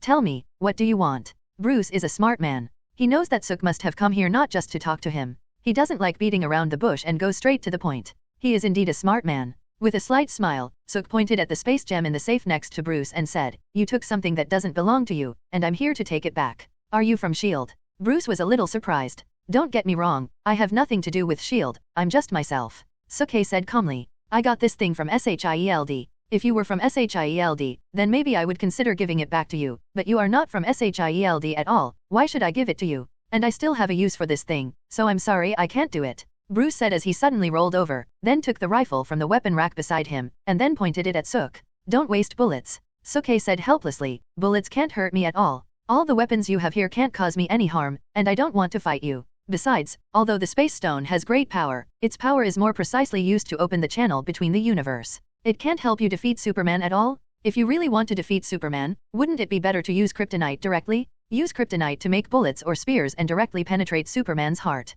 How simple is that?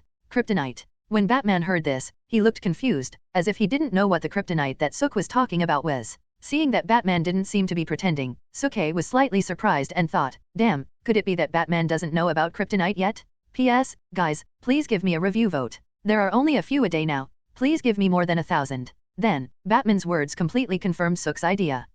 What exactly is this kryptonite you're talking about? Can it really kill Superman? Batman said excitedly, his breathing was a little rapid. Sure enough, this guy really didn't know kryptonite. Although he was a little helpless, Suke still explained kryptonite is a special mineral produced from krypton. It is harmless to humans, but it is fatal to Kryptonians. When Kryptonians touch kryptonite, they will lose all their superpowers and even be worse than an ordinary human. If kryptonite is used to make bullets, even Superman will die. Batman became more and more excited. He slowly threw the rifle aside and said, "So, do you have kryptonite?" "Of course I don't. What do I need that thing for? It's not me who wants to fight Superman. Besides, I don't need kryptonite to fight Superman." Suke couldn't help but complain in his heart. But then, he suddenly realized a problem. What if Batman can't find kryptonite? After all, kryptonite is so rare and widely distributed. It could be on the bottom of the ocean, in the Grand Canyon, or even in a volcano. It would be fine if Batman found it, but if he can't find it, how can he fight Superman? If he doesn't fight, how can he complete his mission? And the Justice League was established after Superman and Batman fought.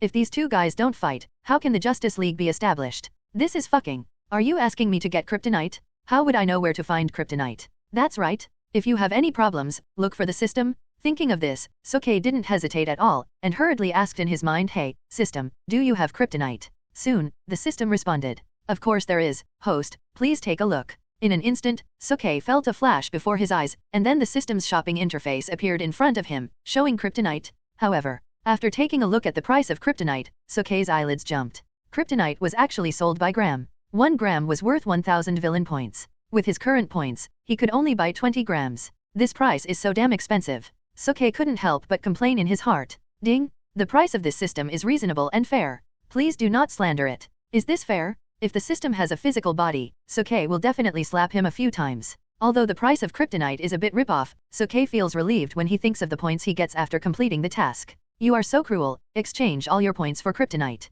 Then, Suke felt as if there was something extra in his hand. He took it and saw that it was a green kryptonite, but it was a little smaller, not even as big as a ping-pong ball. Is this kryptonite? Seeing that Suk didn't answer his question, but suddenly took out a stone emitting green light, Batman guessed it at once. That's right, this is kryptonite. If you want to defeat Superman, this thing is much better than the Space Stone. Take the kryptonite, and give me the Space Stone, Suke said with some pain. He exchanged all the 20,000 villain points he had saved with great difficulty for kryptonite with Batman. This was really like going back to the days before Liberation Overnight. Deal. Batman stole the Space Stone just to defeat Superman. If the Space Stone can't help him defeat Superman, then what's the difference between it and garbage? It's worth it to exchange the Space Stone for the kryptonite that can defeat Superman? Throwing the kryptonite in his hand to Batman, Suke came to the safe and took out the Space Stone. However, the Space Stone at this time cannot be called the Space Stone. It is more accurate to call it the Cosmic Cube, because the real Space Stone is inside it. With a light pinch, the Cosmic Cube shattered, and then a blue gem appeared in Suke's hand. This is the real Space Stone. Ding! Congratulations to the host for successfully obtaining the Space Gem. Mission reward, 500,000 points and a chance to draw a lottery. Ding! Congratulations to the host for successfully arranging a duel between Superman and Batman. Mission reward, 500,000 points and a chance to draw a lottery. The moment he got the Space Gem, the system's voice rang in Suke's mind again. Suke was somewhat surprised. He originally thought that the mission reward for the duel between Superman and Batman should be issued when they were fighting, but he didn't expect it to be issued at this moment. Looking up, Suke found that Batman's temperament had changed at this moment, and his eyes were full of fanaticism. Suke knew in his heart that after getting the kryptonite, Batman would definitely go to Superman. Staring at the points displayed on the interface, Suke just felt funny. Just now, his points were almost all cleared, but now he has 1 million system points and 2 chances to draw a lottery? I have to say that this trip to Gotham City is really worth it. The Space Gem has been obtained, and the battle between Batman and Superman is inevitable. There is no point in staying here, and Suke is ready to leave.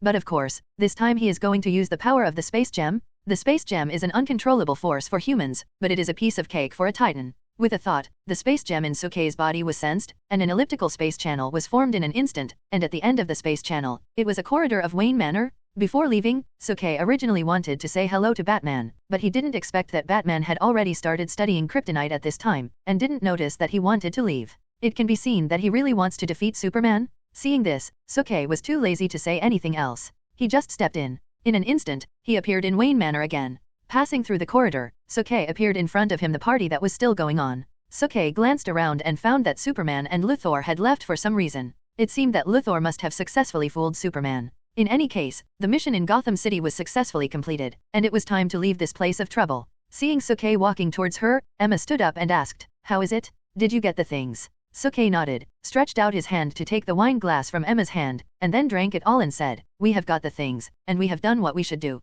Let's go back." "Don't." Unexpectedly, Emma became a little anxious after hearing this. "What's wrong?" Suke asked curiously, "What else do you have to do here?" "No, but I had drunk a lot of wine before, and my head was a little dizzy, and it was so late now, I thought, can we stay here for one night before leaving?" Emma said with a blush on her face. In Emma's opinion, if Suke went back, he would definitely continue to be with Chin, and then she would have no chance to get along with Suke. Such a thing made her feel uncomfortable just thinking about it. Well then, Suke did not refuse Emma's request, and he felt that something wonderful might happen tonight. Soon, the two left Wayne Manor and drove to the largest hotel in Gotham City. Seeing Suk and Emma coming together, the front desk clerk naturally thought they were a couple, so they only issued them one room card, and it was a couple's suite. When she walked into the room, Emma was really scared and excited. You know, over the years, although she has been used by others most of the time, no one has ever touched her, and now she is just a girl. She is not afraid of what Suk will do to her, but what Suk will not do to her. Because long before, she had decided that Suke was the only man in her life,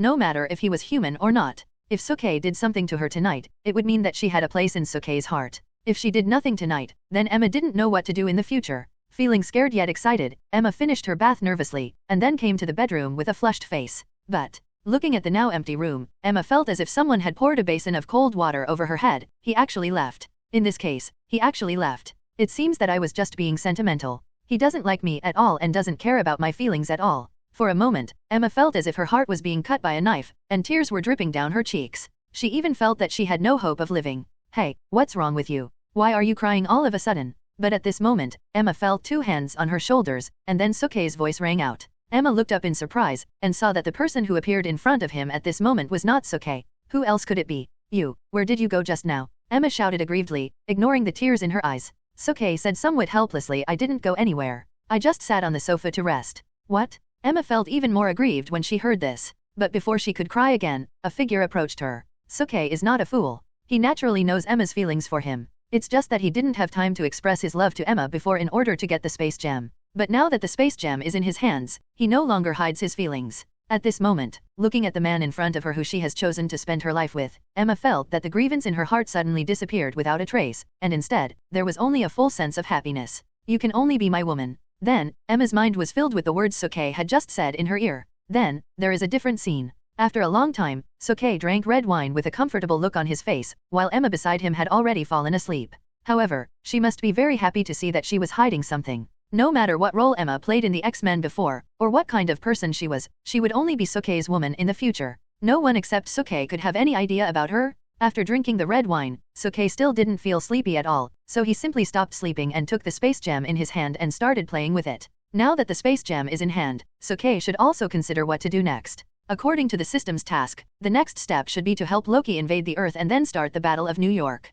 It was at this time that the Avengers began to be established. Although according to the timeline, this will happen in about 2 years, but with the fusion of the two worlds of Marvel and DC, the timeline has been changed, and many things have also changed. The Battle of New York is likely to happen ahead of time. Suke didn't think that helping Loki invade the Earth was a bad thing, because no matter which timeline it was destined to happen and no one could change it. This was the main line of the Marvel world. Without this main line, I'm afraid the Marvel world would cease to exist. But then again, the space gem was already in Suke's hands. Suke didn't intend to hand the space gem over to anyone, but according to the system's task, he had to help Loki invade the Earth, which made Suke a little embarrassed. It was indeed a very troublesome thing to help Loki invade the Earth, but not to hand over the space gem to Loki? At this moment, Suke's heart suddenly moved again. It was certain that he couldn't hand over the space gem to others, but what if the one handed over was a fake? And it was a fake that could be used. With this idea in mind, Suke immediately asked in his heart system, do you have a replica of the space gem? Of course there is, host, please take a look. With the sound of the system mall appeared in front of Suke again. What was displayed on it was the space gem, or in other words, a high imitation space gem. Under the high imitation space gem, there was actually a line of text explaining, high imitation space gem, 100% complete imitation, contains a small amount of cosmic energy, can open the cosmic channel once. That's it. Suke was delighted. Although this imitation space gem can only open the cosmic channel once, it is enough for him to complete the task assigned by the system. And it completely meets his requirements. Although the price is a bit of a ripoff, it requires 300,000 system points, but compared with the real space gem, such a small number of points is really not worth mentioning. This is it. Without any hesitation, Suke immediately exchanged for the high imitation space gem. Although this thing is very cheap, it is enough to achieve his goal. Anyway, he will never take out the real space gem. In this case, he can only use this fake one to make up the number. Moreover, Suke is not very interested in the Battle of New York, because he already knows the result of this war. Loki can't make any big waves at all. At most, he can only destroy some buildings. But of course, it is also because of this war that the Avengers were established. Then, a space gem with a light blue glow appeared in Suke's hand, and it still looked like a cosmic cube. It seemed that the system was still very user-friendly. Staring at the high imitation space gem in front of him, Suke smiled knowingly, because he found that the system was right. This high imitation space gem was indeed no different from the real space gem, both in appearance and the energy it emitted was exactly the same. The only difference was the real power contained inside it. The real space gem had infinite space power, while this high imitation space gem only had a small amount of space power and could only open a cosmic channel once. After using it, he would completely disappear. But obviously, this was enough. As for how to deal with this high imitation space gem, Suke also had his own plan. He was going to give Shield a face and return this high imitation space gem to Shield, because if he handed the space gem to Loki, it would really make him a little bit painful. Although this matter had to be done, he felt that there was no need to do it himself. It would be better to let S.H.I.E.L.D. do it, and he would just watch from the dark. Loki would eventually go to S.H.I.E.L.D. to steal the space stone anyway. Then again, the space stone has been obtained, but how to preserve it? After all, you can't always hold it in your hand, right? Although props like the Infinity Gauntlet look cool, who the hell would wear an iron gauntlet all day long when they have nothing to do? When he thought of this, Suke was speechless again, because he suddenly remembered that it seemed that his brother did the same thing. System, do you have anything here that can store infinite gems? It would be best if it could not be seen by others, but I can continue to use it. With the idea of finding the system when there is trouble, Suke asked again in his mind. As soon as he finished speaking, the system's voice rang. The host can store the infinite gems obtained in the system space. The system space is closely connected to the host. Even if the infinite gems are placed in it, the host can still use them as usual. What? Suke was confused. I have another system space? Why the hell didn't I know about it? Why didn't you tell me earlier? Suke was a little angry. He didn't know about this until now. You didn't ask. The system said a little aggrievedly. Suke was speechless. Next, following the guidance of the system, Suke opened his own system space, which was a 10M*10M large square space that could store anything, even living things, and Suke had absolute control over it.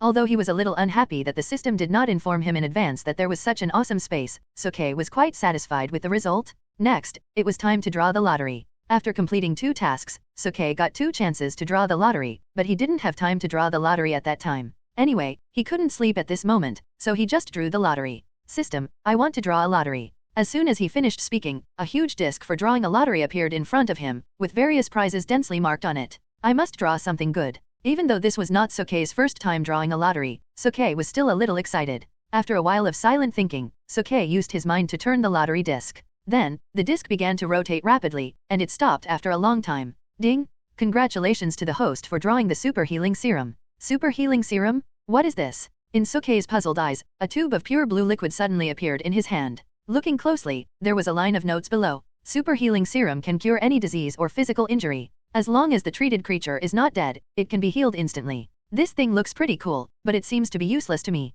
Not to mention that no one in this world can hurt me, even if I am really injured, the self-healing factor in my body can automatically repair it in an instant. This thing is really a bit redundant. Suke thought a little disappointedly. But in the next second, he was suddenly stunned again. Although this thing is useless to him, it seems to be very useful to one person. This person is none other than Professor X. With this super healing serum, Professor X, who has been confined to a wheelchair all his life, can stand up again. Professor X is the first person who truly accepts Suk after he came to Earth, so Suk has decided to give this super self-healing serum to Professor X. Let's continue the lottery, Suke said again after putting the super healing serum into the system space. Then, the disc started to rotate quickly again, and it stopped after a long while. Ding! Congratulations to the host for winning the Infinity Gauntlet. Fuck. Infinity Gauntlet? Are you sure? Then, in Suke's extremely shocked eyes, a pair of special metal gloves suddenly appeared in his hands. Upon closer inspection, it was actually the Infinity Gauntlet, but of course, this was just a glove without the Infinity Gems. To be precise, it was just a prop that carried the Infinity Gems?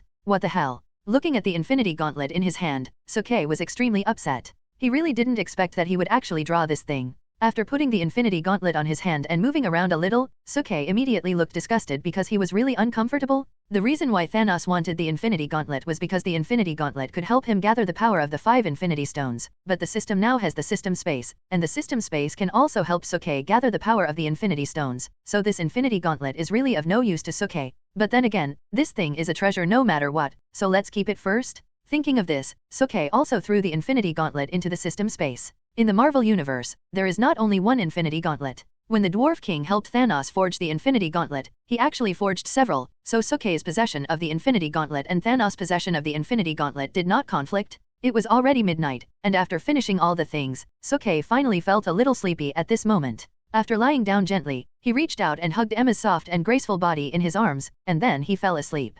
The next morning, when Suk-hye just opened his eyes, he saw Emma staring at him with a smile on her face. Her face was flushed and her eyes were filled with excitement. She only used a piece of gauze to cover her important parts, which made her look even more charming. Wake up, what do you want to eat? I'll ask someone to prepare it. Emma said shyly. No need, eating you is enough. After saying this, Suk-hye pressed Emma under him again amidst her shy exclamation. By the time we finished the rest, it was already noon. Things in Gotham City have been dealt with, so where should we go next? Emma asked while putting on her clothes and looking at Suk, who was lying on the bed. Suk thought about it for a while, then said let's go to SHIELD first. I have some things to deal with there, and then go to the mutant school. I have something to give to Professor X. What? Are you going back to the mutant school? Emma asked in surprise. Suk-hye shook his head and said, I'm just going to give something to Professor X, and then I'll say goodbye to them. Although the mutant school is a good place, it's not suitable for people like me.